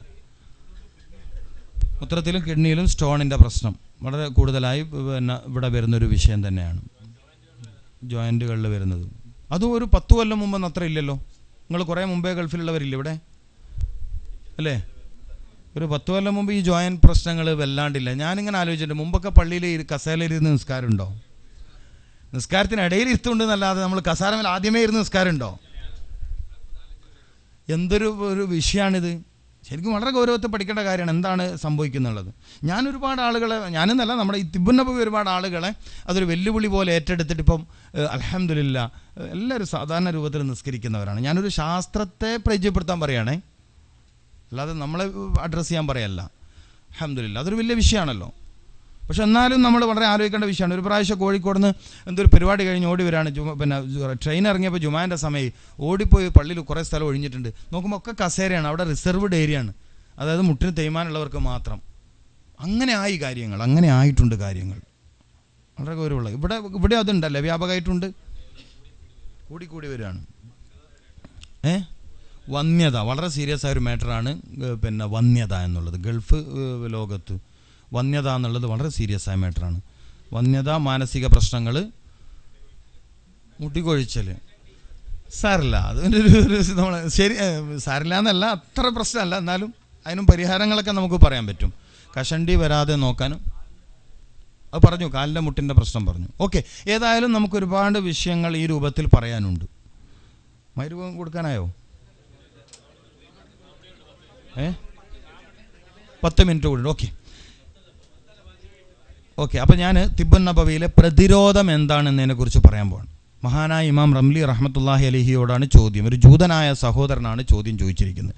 വിശുദ്ധ ഖുർആൻ എല്ലാത്തിനും പരിഹാരം പറഞ്ഞ ഗ്രന്ഥമാണ് എന്നാണല്ലോ റംലി നിങ്ങൾ പറയാറുള്ളത്. ശാരീരിക രോഗം വരാതിരിക്കാനുള്ള പരിഹാരം ഖുർആനിൽ പറഞ്ഞിട്ടുണ്ടോയെന്ന് നല്ലൊരു ചോദ്യമാണ് അല്ലേ? ശാരീരിക രോഗം വരാതിരിക്കാനുള്ള പരിഹാരം നിങ്ങളുടെ ഖുർആനിൽ പറഞ്ഞിട്ടുണ്ടോ എന്ന് ചോദിച്ചപ്പോൾ മഹാനായ ഇമാം റംലി റഹ്മത്തുള്ളാഹി അലൈഹി വിശുദ്ധ ഖുർആനിലെ ഒരു ആയത്തിൻ്റെ ചെറിയ ഭാഗം പാരായണം ചെയ്തു. അതിങ്ങനെയാണ്, കുലൂ വഷ്റബൂ വലാ തുസ്രിഫു. നമ്മൾ പെട്ടെന്ന് കേൾക്കുമ്പോൾ അതിലെവിടെ സയൻസ്? ഒന്നുമില്ല. കുലു വഷ്റബു വലാ തുസ്രിഫു, ഭക്ഷണം കഴിക്കുക, അതൊരു വലിയ വിഷയമല്ലേ? ഭക്ഷണം കഴിക്കണം, ശരീരത്തിന് ആവശ്യമുള്ള ഭക്ഷണത്തെ കണ്ടെത്തി കഴിക്കണം എന്നർത്ഥം വെക്കണം. തിന്നാന്നർത്ഥം വെച്ചാൽ എന്തും തിന്നാന്നായി പോകും. കുലു എന്ന് പറഞ്ഞാൽ തിന്നാന്നല്ല അർത്ഥം. കുലു എന്ന് പറഞ്ഞാൽ തിന്നാന്നാണ് അർത്ഥം. നിന്റെ ശരീരത്തിന് ആവശ്യമുള്ള ഭക്ഷണത്തെ കൊടുക്കുക. രാവിലെ പഴം, ഉച്ചയ്ക്ക് ഇലക്കറിയും മറ്റൊക്കെയുള്ള ഭക്ഷണം, രാത്രി മഗ്‌രിബിൻ്റെ സമയത്ത് ഭക്ഷണം. ഇങ്ങനെ ഇപ്പം നബി സല്ലല്ലാഹു അലൈഹി വസല്ലമ തങ്ങളുടെ വലിയൊരു പ്രത്യേകത എന്താ? ഒന്ന്, ഗുണം കൂടിയ ഭക്ഷണം കുറഞ്ഞ അളവിൽ കഴിക്കും. നമ്മൾ അങ്ങനെയല്ലല്ലോ. നമ്മൾ വളരെ സീരിയസ് ആയൊരു വിഷയം, നമ്മളൊക്കെ ഭക്ഷണം കഴിച്ചാൽ ആകെയുള്ളൊരു പ്രശ്നം വയറ് നിറഞ്ഞോ ഇല്ലേ എന്നുള്ളതാണ്. കുറ്റം പറയലൊന്നുമല്ല, സങ്കടം പറയാണ്. ഭക്ഷണം കഴിക്കുമ്പോൾ നമ്മളൊക്കെ ഒരു പ്രശ്നം വയറ് നിറഞ്ഞോ ഇല്ലേ എന്നുള്ളതാണ്. ഗുണം കൂടിയ ഭക്ഷണം കുറഞ്ഞ അളവിൽ കഴിക്കുന്ന രീതിയാണ് മുഹമ്മദ് റസൂൽ. അതുകൊണ്ട് റസൂലുള്ളാഹി സ്വല്ലല്ലാഹു അലൈഹി വസല്ലം തങ്ങളുടെ പ്രത്യേകത എന്താ? അനസ് റളിയല്ലാഹു തആല അൻഹു പറയാണ്, അനസ് റളിയല്ലാഹു എന്ന് പറഞ്ഞാൽ റസൂലുള്ളാഹിന്റെ സ്വന്തം സഹചാരിയാണ്. ഒരു പ്രാവശ്യം പഞ്ചഗുസ്തി മത്സരം, ഇങ്ങനെ എന്തായാലും പറയാം, ഇവിടെ രണ്ടുപേരും കൂടി മത്സരം നടത്തി. നബി സല്ലല്ലാഹു അലൈഹി വസല്ലം തങ്ങൾ ഇങ്ങനെയൊക്കെ ചെയ്യുന്ന ആൾ കൂടിയാണ്. പഞ്ചഗുസ്തി മത്സരം നടത്തി. അപ്പോൾ അനസ് റളിയല്ലാഹു അൻഹു പറയും, 30 ആൾ അപ്പുറത്ത് പിടിച്ചിട്ടുണ്ടോ എന്ന് എനിക്ക് സംശയം. നാം പരിചയപ്പെട്ട റസൂലുള്ള ശക്തനാണ്, ഉശിരനാണ്, നടുവിടുന്ന് നടക്കുന്ന ആളല്ല, നല്ല നെഞ്ചു വിരിച്ച് നടക്കുന്ന ആളാണ് മുഹമ്മദ് റസൂൽ. ആ ഉഷാറ് കാണണ്ടേ നമുക്കും? ചിലപ്പോഴൊക്കെ നടന്നു വരുമ്പോൾ 70 ആൾ നടന്നു വരികയാണോ എന്ന് തോന്നിപ്പോകും. 70 ആളൊക്കെ നടന്നു വരികയാണോ എന്ന് തോന്നിപ്പോ. റസൂലുള്ളാഹി സ്വല്ലല്ലാഹു അലൈഹി വസല്ലം കണ്ട നമ്മളിങ്ങനെ ഒടിഞ്ഞു നിങ്ങൾ ജുമാക്കൊക്കെ പള്ളിയിൽ വന്ന് ഖുതുബ തുടങ്ങുമ്പോൾ നമ്മൾ ഉറങ്ങിയിട്ടുണ്ടാവും. ഇഖാമത്ത് കൊടുത്ത് ആരും വിളിക്കണം. ലഈഫ് തന്നെയാണ് നമ്മളല്ലേ. നേതാവോ ശക്തനാണ്, കൂടുതൽ ശക്തനാണ്. ഇമാം അലി റളിയല്ലാഹു തആല അൻഹുവിൻ്റെ ഒക്കെ പ്രത്യേകത എന്താ? ഒരു തവണ നേരിട്ട് ഫൈറ്റ് ചെയ്ത ആൾ പിന്നെ മൂപ്പറ നിഴൽ കണ്ടാൽ പേടിക്കുന്ന. നമ്മളൊക്കെ പള്ളിൻ്റെ മുമ്പിൽ എന്നിട്ട് ചില വമ്പന്മാർ വീമ്പളക്കുന്നത് എൻ്റെ നിഴലുണ്ടെടുത്തോ നിൽക്കൂല. കേട്ടിട്ടില്ല? എൻ്റെ നിഴൽ കണ്ടെടുത്തോന് നിൽക്കൂലാണ്. ഇതാരുടെ വിഷയത്തിൽ സത്യമായിരുന്നു? ഇമാം അലി റളിയല്ലാഹു തആല അൻഹുവിൻ്റെ വിഷയത്തിൽ സത്യമാണ്. ഒരു തവണ നേരിട്ട് ഫൈറ്റ് ചെയ്ത ഒരാൾ അലി റളിയല്ലാഹു തആല അൻഹു നിഴൽ കണ്ടാൽ പേടിക്കും. നിഴലിന് പോലും ഒരാളെ ഭയപ്പെടുത്താനുള്ള കഴിവുണ്ട്. എത്ര ഉശിരുള്ള ശരീരമായിരുന്നു അലി റളിയല്ലാഹു തആല അൻഹുവിൻ്റെതെന്നാ ചരിത്രം. അതുകൊണ്ടാണ് ഹൈബർ കോട്ടയുടെ വാതിൽ 70 ആൾ പൊക്കേണ്ട ഒരു വാതിൽ ഇടത് കൈകൊണ്ട് നൊടിയുടെ നേരം കൊണ്ട് പറിച്ചെടുത്ത് ശത്രുവിൻ്റെ വാൾത്തലപ്പിനെ തടുക്കാൻ പറ്റിയത്. അത്ര ശക്തിയുള്ളവരാണ് നമ്മൾ. ബദറിൽ സത്യത്തിൽ സംഭവിച്ചത് എന്താ? സഹാബത്തുൽ കിറാമിൻ്റെ കണ്ണിൽ നിന്നും നിർഗളിച്ച പ്രകാശം കണ്ട് പേടിച്ചു എന്നുള്ളതാ. ശത്രുക്കൾക്ക് ആദ്യത്തെ അറ്റാക്ക് എവിടുന്നാ? സഹാബത്തിൻ്റെ കണ്ണിൽ നിന്ന്. ബദറിൻ്റെ ആരോഗ്യ സയൻസ് പഠിക്കണം, ആരോഗ്യശാസ്ത്രം പഠിക്കണം. എങ്ങനെയാണ് ഇത്രയും കുറഞ്ഞ സംഘത്തിന് വലിയൊരു സംഘത്തെ കീഴ്പ്പെടുത്താനും ഭയപ്പെടുത്താനും കഴിഞ്ഞത്? ചില ആൾ നമ്മളെ കണ്ടാൽ തന്നെ പേടിക്കണം എന്നാണ്. ഞാൻ സാധാരണ ചെറുപ്പക്കാരൊക്കെ ക്ലാസ് പറയുന്നത്, പേടിക്കേണ്ട ആൾ നമ്മളെ കണ്ടാൽ പേടിക്കണം, ഒച്ച അനക്കേണ്ടി വരരുത്. അപ്പോൾ ശാരീരിക ക്ഷമത, ശക്തി, ബലവാന്മാർ. ഇപ്പോൾ വമാ ഖലഖ്തുൽ ജിന്ന വൽ ഇൻസ ഇല്ലാ ലിയഅ്ബുദൂൻ, ഇത് വളരെ പ്രധാനപ്പെട്ട ഒരു ആയത്താണ്. മനുഷ്യവർഗത്തെയോ ജിന്ന് വർഗത്തെയോ നാം പഠിച്ചിട്ടേ ഇല്ല നമ്മെ ആരാധിക്കാൻ വേണ്ടിയല്ലാതെ. ആരാധിക്കാൻ വേണ്ട ഒരു ഗുണം എന്താ? ആരോഗ്യമാണ്. വവഫഖനാ ഫീഹി ലിസ്സിയാമി, എന്തിനാണ് നിങ്ങൾ റജബിൽ ദ്വാരക്കണ്? രോഗപ്രതിരോധ ശേഷി കൂടുന്ന മാസമാണ് റജബ് മാസം. രോഗം ശിഫയാകുന്ന മാസമാണ് ഷഅബാൻ. മരിച്ചുപോയ മഹാനായ സയ്യിദ് ഹാഷിം സ്വദരി, അള്ളാഹു ഖബർ വിശാലമാക്കി കൊടുക്കട്ടെ. മലേഷ്യയിൽ സാധാരണ ഓങ്കോളജിയിൽ അലോപ്പതി സിസ്റ്റം പ്രകാരം ക്യാൻസർ രോഗത്തിൽ ഡബിൾ ബിരുദമുള്ള മഹാപ്രതിഭയായിരുന്നു സയ്യിദ് ഹാഷിം സ്വദരി. പക്ഷേ സ്വന്തം ശരീരത്തിന് ക്യാൻസർ വന്നപ്പോൾ എന്താ ചെയ്യേണ്ടതെന്ന് അറിയാണ്ട് ബേജാറിലായി മുസാഫിറായി അദ്ദേഹം. ചില ആൾ അങ്ങനെയാണല്ലോ, നാട്ടിൽ പ്രയാസമാകുമ്പോൾ മുസാഫിറാവും, കെട്ടുകൊടുത്തിട്ട് പിന്നെ പള്ളികളിലൂടെ യാത്ര ചെയ്യും. എന്നതുപോലെ ഈ സയ്യിദ് ഹാഷിം സ്വദരി എന്ന ഡബിൾ ഓങ്കോളജിസ്റ്റ് തൻ്റെ ക്യാൻസർ രോഗത്തിൽ എന്ത് ചെയ്യണമെന്നറിയാതെ വേവലാതിയുമായി ഇങ്ങനെ പോവാ. അപ്പോഴാ ഒരു പള്ളിയിലൊരു ഇമാമിനോട് സങ്കടം പറഞ്ഞ, അൻതും തഖ്ലുഖൂനഹു അം നഹ്നുൽ ഖാലിഖൂൻ. ഈ ആയത്തോതിയിട്ട് കൗൺസിലിംഗ് കൊടുത്തു. അദ്ദേഹത്തിൻ്റെ രോഗം പൂർണ്ണമായി ശിഫയായി. ഡോക്ടർ മഹാതീർ മുഹമ്മദ് അദ്ദേഹത്തിന് തിബ്ബുൻ നബവി പ്രകാരം ക്യാൻസറിന് ചികിത്സിക്കുന്ന ഹോസ്പിറ്റൽ മലേഷ്യയിൽ വെച്ചു കൊടുത്ത ചരിത്രമുണ്ടായത് മനസ്സിലാക്കണം. അപ്പോൾ നമ്മൾ ഉശിരുള്ളവരാകണം. അതിനെന്ത് വേണം? എന്താണ് തിന്നേണ്ടത് എന്നറിഞ്ഞ് തിന്നണം. എന്താണ് വഷ്റബു, കുടിക്കണം, എന്തു കുടിക്കണം, എത്ര അളവിൽ കുടിക്കണം. എന്നിട്ട് വലാ തുസ്രിഫു, തിന്നുന്നതിലും കുടിക്കുന്നതിലും അമിതമാവരുത്. വലാ തുസ്രിഫു, ഈ വലാ തുസ്രിഫു എന്നതാണ് പ്രതിരോധ ശാസ്ത്രം, ഇമ്മ്യൂണൈസേഷൻ. ഒരു ആർട്ടിഫിഷ്യലായ ഇമ്മ്യൂൺ പവർ ഉണ്ടാക്കണ മെഡിസിൻ്റെ ആവശ്യം മനുഷ്യ ശരീരത്തിനുണ്ടോ ഇല്ലേ? ഇസ്ലാമിക സമൂഹം പറയണ ഇല്ലയെന്ന്. ആർട്ടിഫിഷ്യലായ ഒരു മെഡിസിൻ കുത്തിവെച്ച് രോഗങ്ങൾക്കെതിരെ പ്രതിരോധ ശക്തി ഉണ്ടാക്കേണ്ട ആവശ്യം ശരീരത്തിന് അയ്യദ്നാഹു ബിറൂഹിൽ ഖുദുസ്, പരിശുദ്ധമായ റൂഹ് കൊണ്ട് നാം അവരുടെ ശരീരത്തെ ശക്തിപ്പെടുത്തി എന്ന് പറഞ്ഞ കലാം നമ്മുടെ കയ്യിലാണ് ഉള്ളത്, ഖുർആൻ നമ്മുടെ കയ്യിലാണ് ഉള്ളത്. അതുകൊണ്ട് നമ്മൾ നിരാകരിക്കുന്നു. അപ്പം ഇമാമുന റംലി റഹ്മത്തുള്ളാഹി അലൈഹിയോട് ചോദിച്ചു, രോഗം രണ്ട് ചോദ്യങ്ങളാണ് ചോദിച്ചത്. മാനസിക രോഗം വരാതിരിക്കാൻ എന്താ വേണ്ടത്? ഇസ്ലാമിക സയൻസിൻ്റെ അടിസ്ഥാനത്തിൽ ഒരാൾക്ക് ഭ്രാന്ത്, മാനസിക രോഗം എന്ന് പറഞ്ഞാൽ ശൈത്വാനിയത്തിൻ്റെ ഷർറ, ശൈത്വാനുമായി ബന്ധപ്പെട്ട ബാധയാണ് മാനസിക രോഗം. സൈക്കാട്രി ലെവലിൽ മെഡിസിൻ കഴിച്ചാൽ വിട്ടുപോകുന്ന രോഗമല്ല ഈ പറയുന്ന രോഗം. മാനസിക രോഗം എന്ന് പറഞ്ഞാൽ ഖുർആനിക വീക്ഷണത്തിൽ ശൈത്വാനിയത്തിൻ്റെ ഷർറാണ്. അതിനൊരായത്ത് പറയുന്നുണ്ട്. അത് നമ്മൾ ഇന്ന ചർച്ചയിൽ ഇല്ലാത്തതുകൊണ്ട് ഞാൻ അങ്ങോട്ട് പോകണില്ല. അപ്പോൾ കുലു വഷ്റബു വലാ തുസ്രിഫു, നിങ്ങൾ ഭക്ഷണം കഴിക്കണം, നിങ്ങൾ വെള്ളം കുടിക്കണം, ഇത് രണ്ടിലും നിങ്ങൾ അമിതം പ്രവർത്തിക്കരുത്. വല്യമ്മ ഉറങ്ങണ മണ്ണാണിത്, ജിദ്ദയാണ്, ജദ്ദത്ത് അല്ലേ, വല്യമ്മ ഉറങ്ങണ മണ്ണാണ്. ഇസ്ലാമിക ചരിത്രത്തിൽ, വൈദ്യശാസ്ത്രത്തിൻ്റെ ചരിത്രത്തിൽ ആദ്യത്തെ രോഗി നമ്മുടെ വല്യപ്പ അബുൽ ബഷർ ആദം അലൈഹിസ്സലാം. സ്വർഗ്ഗലോകത്ത് കാണുന്ന പഴങ്ങളും മറ്റൊക്കെ നിങ്ങൾക്കുള്ളതാണ്, കഴിക്കാം, അരുവികളിൽ നിങ്ങൾക്ക് ഉപയോഗിക്കാം. പക്ഷേ എന്തു പറഞ്ഞു? ഒരു മരം കാണിച്ചു കൊടുത്തിട്ട് എന്ത് പറഞ്ഞു?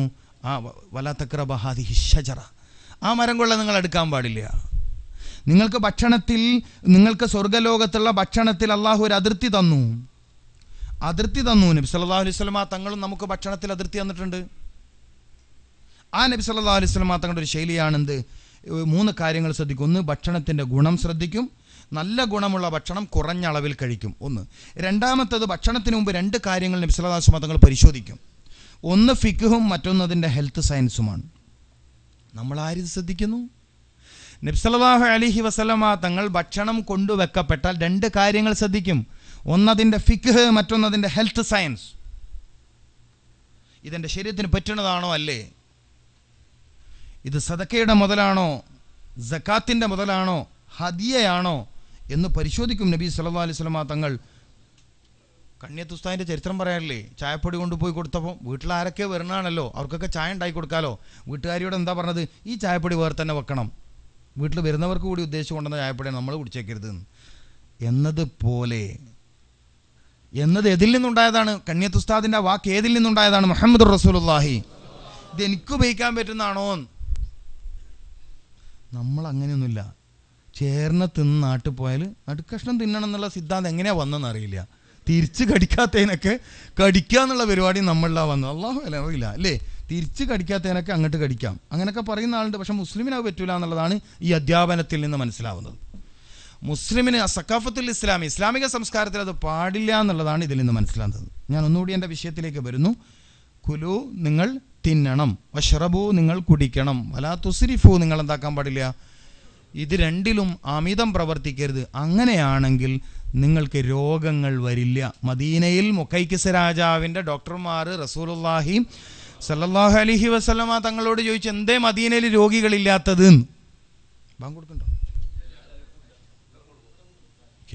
എന്താണ് മദീനയിൽ രോഗികളില്ലാത്തതെന്ന് ചോദിച്ചപ്പോൾ പറഞ്ഞു, വിശന്നാൽ മാത്രമേ ഭക്ഷണം കഴിക്കാറുള്ളൂ, ഭക്ഷണം കഴിച്ചാൽ വയറ് നിറയാറില്ല. വിശന്നാൽ മാത്രമേ ഭക്ഷണം കഴിക്കാറുള്ളൂ, ഭക്ഷണം കഴിച്ചാൽ വയറ് നിറയാറില്ല. നിങ്ങൾക്ക് ഇതിൽ നിന്നൊക്കെ ചില ആൻസറുകൾ കിട്ടിയിട്ടുണ്ടാവും അല്ലേ? ചോദിക്കാണ്ട് തന്നെ ചില ഉത്തരങ്ങളൊക്കെ നിങ്ങൾ എത്തിയിട്ടുണ്ടാവും. അപ്പോൾ ഒരാളിൽ രോഗം വരാത്ത ശരീരം സൃഷ്ടിക്കപ്പെടുന്നത് ആവശ്യമുള്ള ഭക്ഷണം കഴിക്കണം. ആവശ്യമുള്ള ഭക്ഷണങ്ങളിൽ പ്രഥമ സ്ഥാനത്ത് നിൽക്കുന്നത് പഴങ്ങളാണ്. അബുൽ ബഷർ ആദം അലൈഹിസ്സലാം സ്വർഗ്ഗലോകത്ത് നിന്നും ഭൂമിയിലേക്ക് ജീവിക്കാൻ വരുമ്പോൾ പഴങ്ങളുമായി വന്നു എന്ന് മുഹമ്മദ് റസൂൽ. മാതാവിൻ്റെ മുലപ്പാൽ കുടിക്കാത്ത കുട്ടിയാണ് ആര്? അങ്ങനെയാണ് ആദം അലൈഹിസ്സലാമിൻ്റെ ജന്മവും വളർച്ചയും. അപ്പോൾ ശരീരത്തിൻ്റെ പ്രതിരോധ സംവിധാനത്തെ ശക്തിപ്പെടുത്തുന്നതിൽ മാതാവിൻ്റെ മുലപ്പാലിന് വലിയ പങ്കുണ്ട്. ഇന്ന് മിക്ക സ്ത്രീകൾക്കും ഗുണമുള്ള പാലില്ല എന്നതാണ് കുട്ടികൾ നേരിടുന്ന വലിയ വെല്ലുവിളി. പീഡിയാട്രീഷ്യന്മാർ ഡോക്ടർ സ്പോക്സിനെ പോലെ കുട്ടികളുടെ രോഗവിഷയങ്ങളിൽ, പ്രത്യേകിച്ച് മുലപ്പാൽ പോലത്തെ വിഷയങ്ങളിൽ വലിയ വിഷയങ്ങൾ അവതരിപ്പിച്ച ആളാണ് ഡോക്ടർ സ്പോക്സിനെ പോലുള്ള ആളുകൾ. ഗുണമുള്ള മുലപ്പാൽ സ്ത്രീകൾക്കില്ല, അല്ലെങ്കിൽ മുലപ്പാലിൻ്റെ അളവ് കുറവാണ്. നിങ്ങൾ കേട്ടിട്ടുണ്ടോ? പഴയ കാലത്തൊന്നും സ്ത്രീകൾ പറയാറില്ല മുലപ്പാലില്ല. ഇപ്പം വ്യാപകമായി സ്ത്രീകൾ പറയുന്ന ഒരു കേസാണ് മുലപ്പാൽ കുറവാണ്.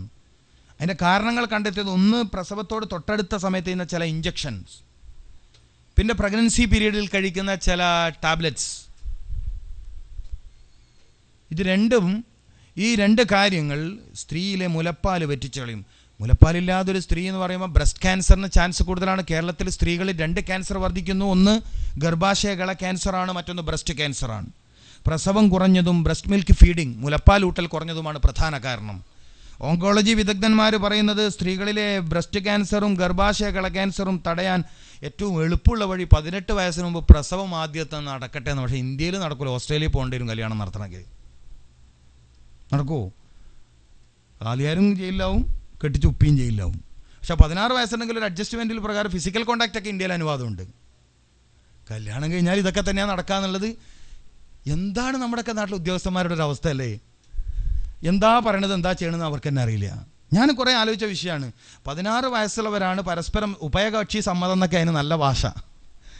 ഉഭയകക്ഷി സമ്മതപ്രകാരം ഇടയിൽ ഇരുന്ന് സംസാരിക്കുകയൊക്കെ ചെയ്യാൻ ഞാൻ ഭാഷ ഒന്ന് നന്നാക്കിയതാണ്. അതിന് പ്രശ്നമൊന്നുമില്ല. നാട്ടുകാരറിഞ്ഞ് ചോറും കൊടുത്ത് നേരായ മാർഗത്തിൽ പറ്റൂല എന്നേ ഉള്ളൂ. രാജ്യത്തിൻ്റെ ഒരു പോക്കാണ്. ഇസ്ലാമിക സമൂഹത്തിൻ്റെ മൗനമാണിതിന് കാരണം.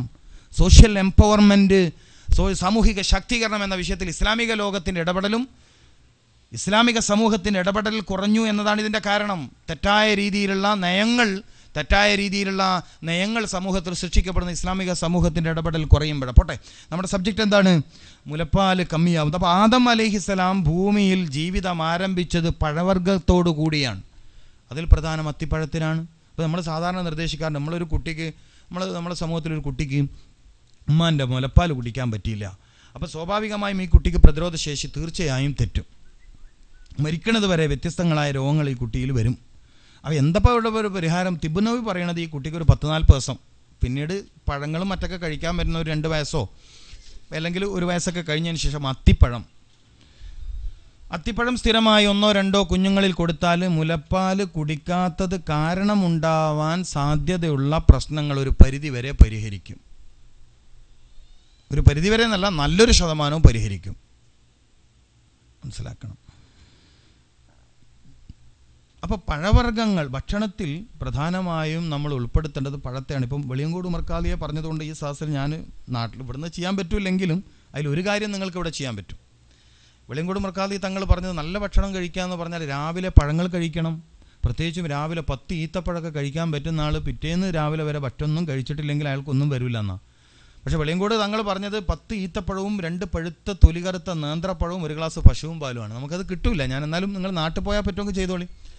ചില കാര്യങ്ങൾ ഒരു 40 ദിവസമെങ്കിലും ഒരു കൊല്ലത്തിൽ തുടർച്ചയായി ചെയ്താൽ അതിൻ്റെ ഗുണം കുറേ കാലം നീണ്ട്. ഒരു കാര്യം ചെയ്യുമ്പോൾ അത് 40 ദിവസമെങ്കിലും ചെയ്യണം. നമ്മളിപ്പോൾ ചില ആൾ ഡോക്ടേഴ്സിനെ കാണിക്കുമ്പോൾ എന്തെങ്കിലും പഴമോ പച്ചക്കറിയോ കഴിക്കാൻ പറയും, 1-2 തവണ കഴിക്കും, പിന്നെ കഴിക്കൂല. 1-2 തവണ കഴിക്കും, പിന്നെ കഴിക്കില്ല. കണ്ടിന്യൂ ആയിട്ട് ചെയ്യണം. പ്രത്യേകിച്ചും എല്ല് തേയ്മാനം കൂടിയ കാലഘട്ടത്തിൽ ജിദ്ദയിലൊക്കെ നിന്നിട്ട് എല്ല് തേയ്മാനം കൂടുതലാണെന്ന് പറഞ്ഞാൽ എനിക്ക് അംഗീകരിക്കാൻ കുറച്ച് പ്രയാസമുണ്ട്. കാരണം ഈത്തപ്പഴം കിട്ടുന്ന നാടായത്. ഈത്തപ്പഴം കിട്ടുന്ന ഷുഗറാണ് എന്ന തെറ്റിദ്ധാരണയാണ്. ഷുഗർ ഇവിടെ ഉണ്ടാക്കുന്ന കുബൂസാണ്. ഹുബസിൽ നിന്ന് കുബൂസിലേക്ക് എത്തിക്കുമ്പോഴത്തേക്കും ഹുബസ് മസ്തിഷ്കത്തിനും ഹൃദയത്തിനും ശക്തി നൽകുന്നതാണ്. കുബൂസിലെത്തുമ്പോഴത്തേക്കും അത് ബുദ്ധൂസാക്കി മാറ്റാണ് മനുഷ്യനെ. കുബൂസ് വാങ്ങിക്കോളൂ നിങ്ങൾ, ഗോതമ്പിൻ്റെ കുബൂസ് കിട്ടുമെങ്കിൽ. കേരളത്തിൽ പ്രമേഹം വർദ്ധിപ്പിച്ച മെയ്തയാണ്. നിങ്ങൾക്കറിയാലോ, ആ പഠനം കേട്ടിട്ടുണ്ടോ, വായിച്ചിട്ടുണ്ടോ ആ പഠനം? കേരളത്തിൽ പ്രമേഹ രോഗികളെ ഉണ്ടാക്കിയത് മൈദയാണ്, ബേക്കറി ഫുഡ്സാണ്. ഈത്തപ്പഴം കഴിച്ചിട്ട് ആർക്കും ഷുഗർ കൂടില്ല. എൻ്റെ ഉപ്പ പിന്നെ ഇപ്പോൾ ഇവർക്കൊക്കെ അറിയുന്നതാണ്, നമ്മുടെ അരിപ്പാമ്പറക്കൊക്കെ അറിയുന്നതാണ്. അഷ്റഫിനും അറിയാലോ അല്ലേ? അപ്പോൾ പിന്നെ കുറേ കാലങ്ങളായി ഷുഗറുള്ള മധുരമുള്ള ചായ കുടിക്കും, ഈത്തപ്പഴം തിന്നും. ഞാൻ ഇടയ്ക്കിടെ ഉമ്രക്ക് വരുന്ന ആളാണ്ട് ഏറ്റവും കൂടുതൽ ഞാൻ കൊണ്ടുപോകണം ഈത്തപ്പഴം എൻ്റെ ഉപ്പയാണ് കഴിക്കണത്. ഷുഗർ കൂടല്ല.